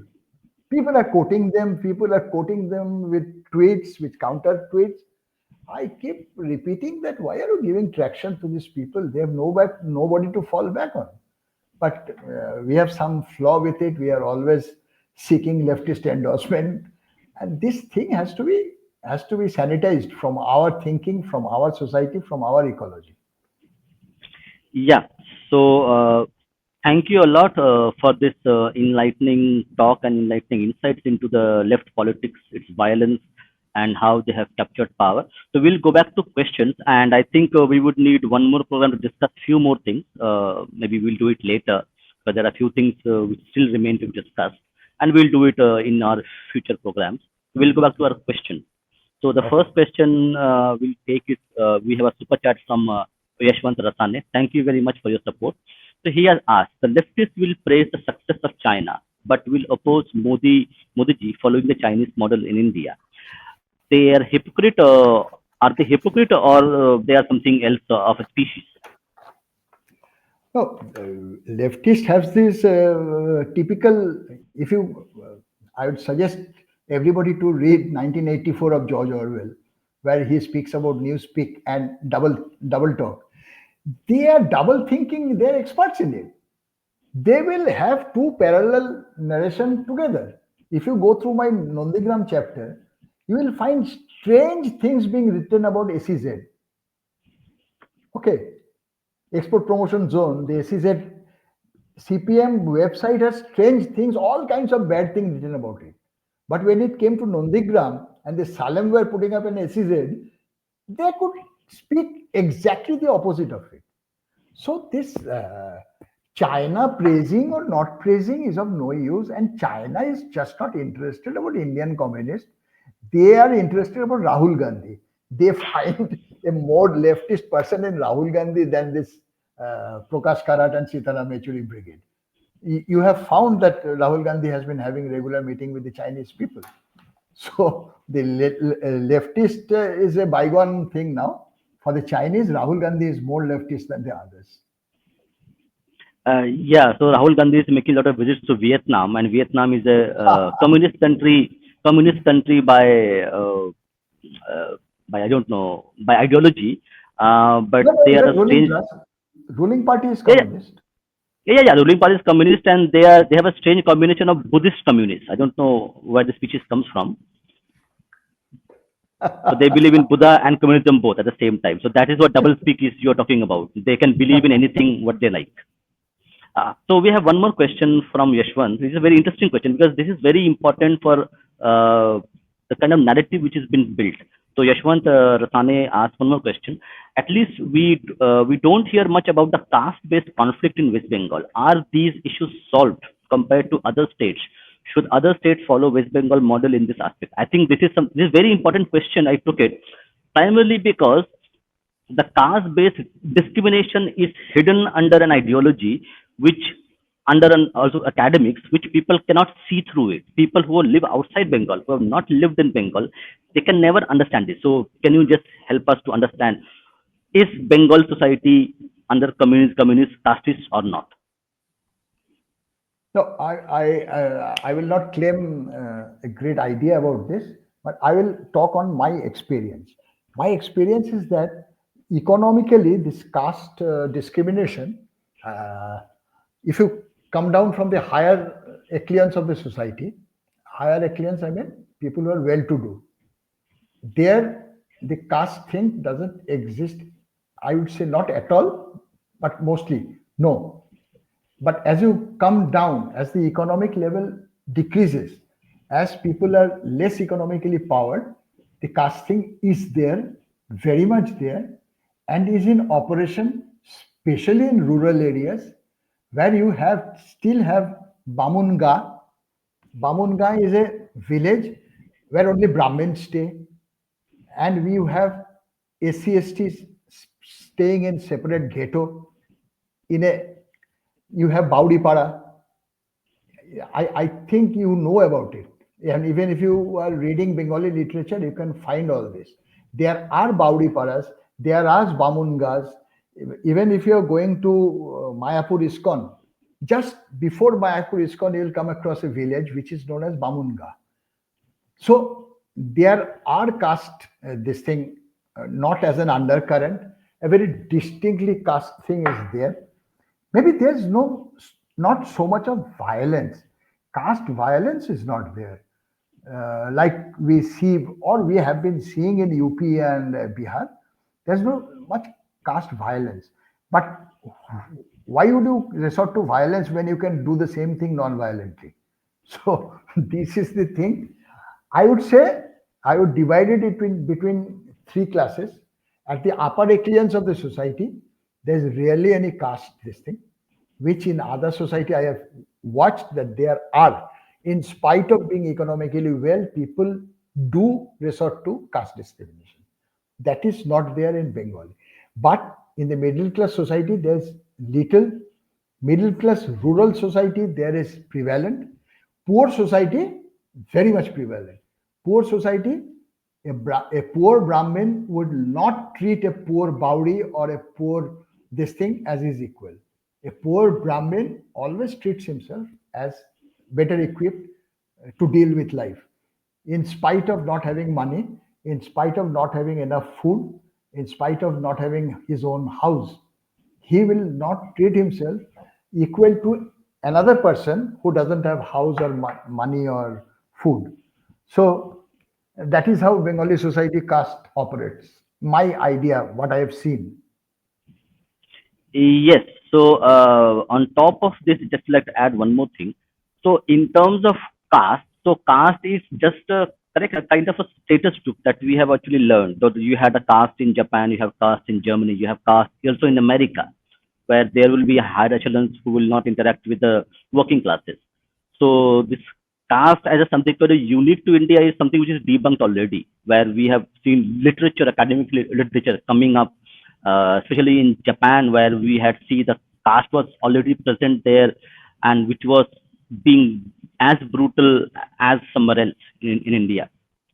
So, and that is how the society functions itself. So, caste is not unique to India. It is part of human behavior, human psychology, where the status symbol, your consumption pattern determines whom you talk to, whom you marry, and whom you live with. Okay, because me as a person will not be able to actually interact and talk to person who doesn't belong to my consumption itself. So it's more of a status group in terms of his consumption and how you interact, rather than a rigid caste where he is Namoshudra, so I will not talk to him. A Namoshudra who is very rich, I will talk to him. I will not see whether what his surname is. So in that aspect, it's there all across in Indian society, including West Bengal and including globally as well, including Germany, Japan, US, even in Britain. We'll go to our next question. Very interesting question we have from RS. Debapratim sir, what do you think about Nanur massacre, which you I think is covered? I'm not Yeah, yeah, sure. Sujpur, Sujpur. Hmm, hmm. Yeah, yeah, yeah. Nanur is the bigger place. Sujpur is the village where this incident occurred, where 14 people were beaten to death inside a club room in the early mornings of 8 o'clock in the morning, and they were strewn all over the field to make it look like a story was sold that these 14 people had come to the village to commit dacoity, and villagers chased them and killed them by catching them. So the dead bodies are strewn over 1 kilometer, one here, one there, one here.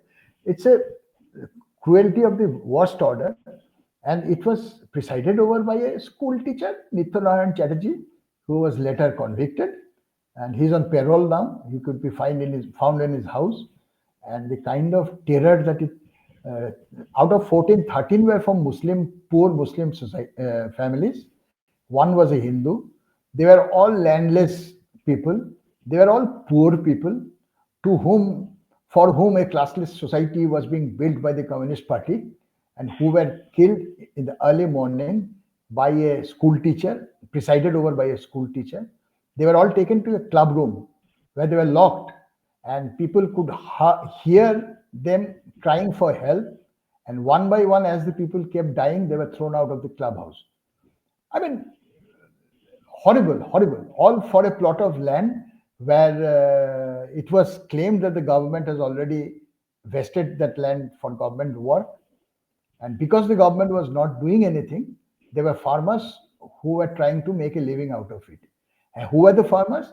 Poorest of the poor from the society where they have no land. They are landless farmers who tried to make 14 of them out of a plot of land of maybe 4 acre or 5 acres.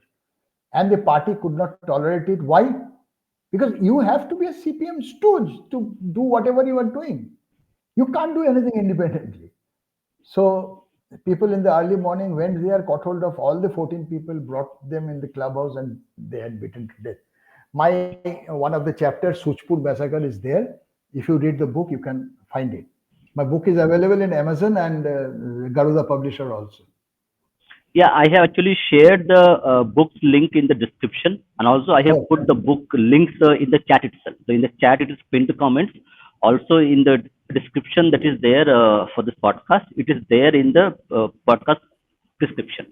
So both thank you, of sir. them actually, I will also be putting a few more clips and also add them into this as well.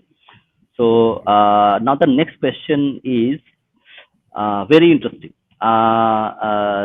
Debu sir, what do you think about the Runa Guha Niyogi who wrote a famous Bengali book named Shada Ami Kalo Ami, which covers the Naxal violence in West Bengal extensively? Do you have any insight on that? If you, Runu Gyonyogi was a Calcutta police officer, and he was famous for his cruelty. He had so what if he had killed some Naxal criminals? But he is not a very good example of government administration as far as government administration goes, or a policeman goes. He had done a lot of extra constitutional things which is not recognized as a civilized thing to do or a legal thing to do. So it's a very exciting book where he describes his achievement, so to say, of killing people, of how he eliminated Naxal menace and all. I'm not very inclined to like this kind of thing because at the end of the day, we need a civilized society and not a society where the police can kill anybody because police believes or the society believes that he is not useful to the society. So I don't have a very good opinion about Runugo Yogi. No, not really. yeah, and just to add one point, correct? I think there's a very one of the movies I normally do not watch any entertainment. I do not watch television, do not watch any cricket, do not watch any cinema, nothing. So one of the movies I actually happen to watch out of few movies I have watched in my last 15 years was this Paise Shravan. In Paise Shravan, there is a scene where the policeman would talk to one historian policeman who and he was the same character you are actually talking about. So Paise Shravan, if you watch the movie, there would be one scene where they will sit in a cafe and ask the policeman who this person was. And I think that title is inspired from this book itself. Okay. Uh-huh. Hmm. Yeah, it's one of the movies I watch. Normally, I do not watch any entertainment as such. So we have we'll take two more questions and we'll finish by in about 10 minutes. And I think there are a few things which remain. So we will talk about this in our next session. So we had actually gave a task to our subscribers to actually give us a few super chats. And they have given us a few super chats. And thank you to all of you who have contributed to this. So we will request Devuda to please come again. I have few more things to discuss with regard to left politics and also a bit of right wing politics. It will be an enlightening reason. So we will invite and request sir to come to us again. My pleasure. My pleasure. It would be Yeah, my I have pleasure to few more. come again and talk to you. Thank you very much. Ah, Yeah, I have two more questions to talk about. Yeah, this is a very interesting question. Debu sir, what do you think about the Kamtapur militancy in which nothing but a separatist movement in Bengal? Did communists back them? Or what do you think about it? I think there were correct few North Bengal movements. You had the Gorkha movements also there, Nepali movements. now Kuch Bihar has a legacy in the sense that Kuch Bihar was never part of the British Empire. Kuch Bihar was always ruled by the Kuch Bihar Maharaja.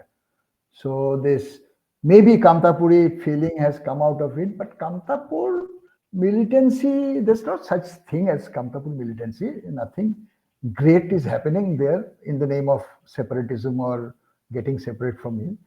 Uh, Gorkha movement is much more, I mean, was much more integrated and consolidated movement uh, for the simple reason that Gorkhas were not Bengalis. Because if you are uh, drawing out a state on linguistic basis, Gorkhas has nothing common with the Bengalis. They don't even eat majbhat. So they don't not speaking Bengali. They don't look like Bengali. So their movement was much more consolidated, but went into criminal hands and corrupt leaders. So that fizzled out, but that is always there boiling. Kamtapur militancy, I have not seen achieving very many popular support from the people of Kamtapur, number one.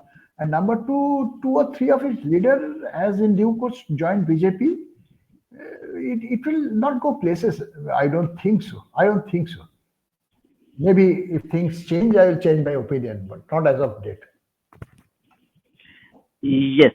So the last question for today, and there are many more questions. So let's be assured that there are a lot of questions which. Okay, I think he lost his connection. Let me see if he can come back.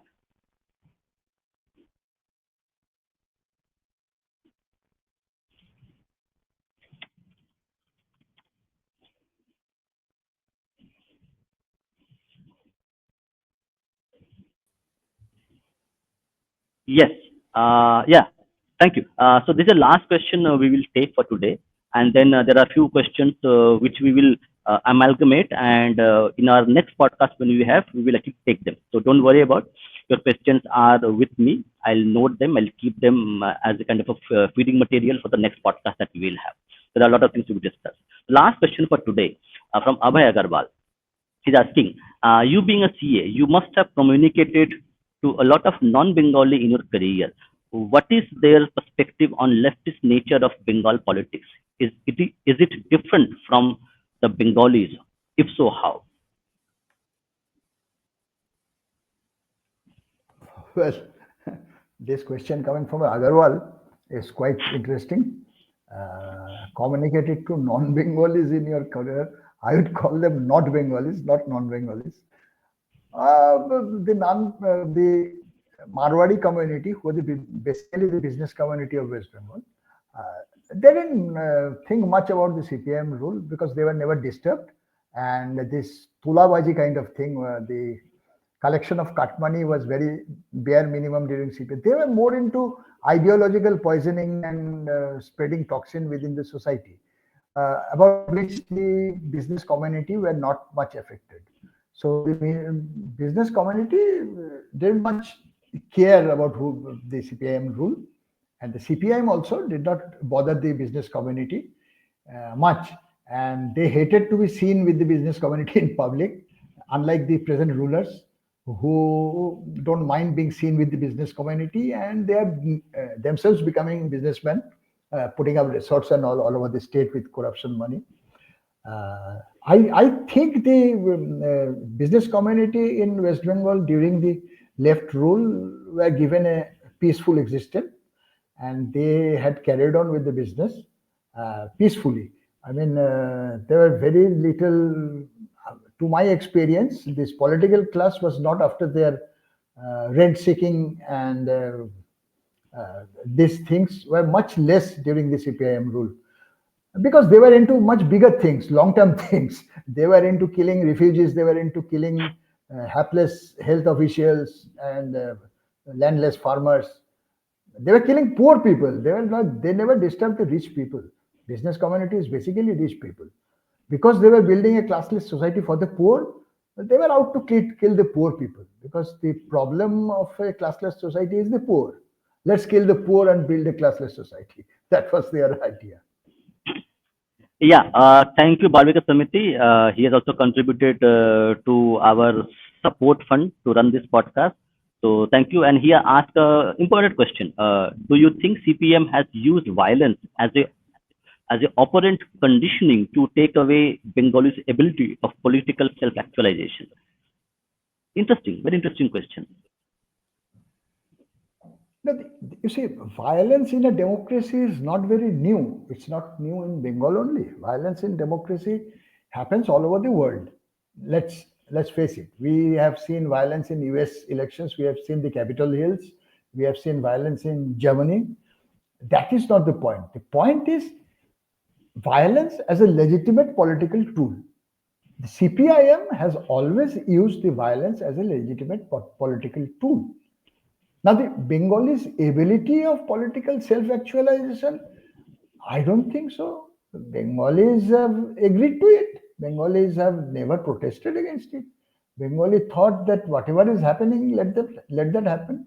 We are having our Mach Bhat and Durga Puja, and that's it. That's about it. And nothing in Bengal moves unless it moves the middle class. You see, the Arjikor incident was such a big issue because the girl was from a middle class society. You see, a village boy had died in Jadavpur University jumping from the roof. He was a village boy, he was a poor boy. He was killed by the leftist students' union. Do you even listen about them? Do you even hear about such incident? No. You see, the poor Basti people, poor people from the Basti, they are getting molested, they are getting raped every other day. But the Bengali middle class doesn't take any interest in it. So the Bengali middle class didn't take any interest in Marichjhapi. They were least bothered about Anandamargi killing. They were least bothered against Suchpur killings, or for that matter, Singur Andolan and all. To some extent, they were interested in Nandigram, because maybe it involved Salem and industry and everything, and because a lot of people got involved with it, including the poets and the literates and the actors and all. But Bengali middle class is not into anything unless they are affected by it. It is their prime importance that the Madhyabitta Bengali, the middle class Bengali, should be affected. Only then they will move their asshole from their chairs. That's the main problem with this class. They have power to oppose anything. They have power to speak out against the power, but they will not speak out against the power if a victim is a poor man, if the victim is a rickshaw puller, if the victim is a slum dweller. That's the saddest part of it. And yes, to actually bolster your point, people don't remember the PWG, People's War Group, MCC, Marxist Communist Center, and Ranveer Sena, the upper class landlords. The violence which was going on in the erstwhile undivided Bihar, Jharkhand, and Bihar put together, you have not seen the kind of violence which is happening at that time. With that violence, you can't compare what's happened in West Bengal. I think Sir would know about something about it. But violence is not something which is unique to West Bengal. It is there, but there are more violent places in Andhra, in Tamil Nadu, in Kerala. You have seen more violence there, okay, in terms of political violence. So political violence is not the primary motive behind the moral degradation or the inaction of the Bengal society. It has to something to do with the ingrained uh, constituent, like a gradual degradation of the Bengali thinking perspective as well. The way they have been pampered by the British to do the jobs, be clerks, and when that generation was brought up, the second generation thought my only job is to get a job and be a middle class and that be dependent on the government for its nourishment. When that thought process steps in, the society, the people will go into drains because they will have no other skills but to be the stooge of the power which is in power at that time. So that's what took place, not the violence itself. Yes, sir. Last word to you. I will just add a line to it. The quantum of violence, the MCC violence or the People's War PWG violence, the quantum of violence is not important. What is important is the violence being backed by the highest echelons of power. That's more important. You see, a PWG violence or an MCC violence is never supported by a chief minister. But Exactly. in West Bengal, the killing of Marichjhapi is supported by a chief minister. The killing of Anandamargi is supported by a chief minister. That's the problem. When the establishment gets into killing its own citizen, that's more important. Yeah. So thank you. We are almost out of time. We have one more podcast coming in about 40 minutes on a special topic on the refugee experience of West Bengal. So it's in Bengali. So do tune in if you have the time, where we will talk about the refugee experience of West Bengal from an oral history perspective. It's a new series we are launching. The first episode will happen in about 40 minutes time. So do join us for that. It will be happening. And thank you, sir. Thank you again for coming and gracing us with your presence and your insights. We really appreciate your time for coming here. And we will again invite you and also to everybody who has contributed to our support support fund to run this podcast. A big thank you to everybody, and we'll see you in next 40 minutes. Sir, last word to you.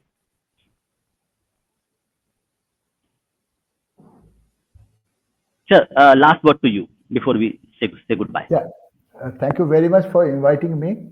And I really wish all the best to this channel. They should come up. You're doing a great job. This needs to be spread. This needs to be made popular. I would suggest whoever has watched the year or the next podcast or whatever you are doing, people should share it more from YouTube so that people are kept aware of things that you are doing. This needs to be done. We need to strengthen our right wing, right conservatist ecosystem. We need to have our own strong system where we can work for the betterment of the society and the country and the heritage, everything. Thank you so much for having me in your show. Thank you. Thank you. Thank you very much. Jai Shri Ram, Vande Mataram. Jai Hind.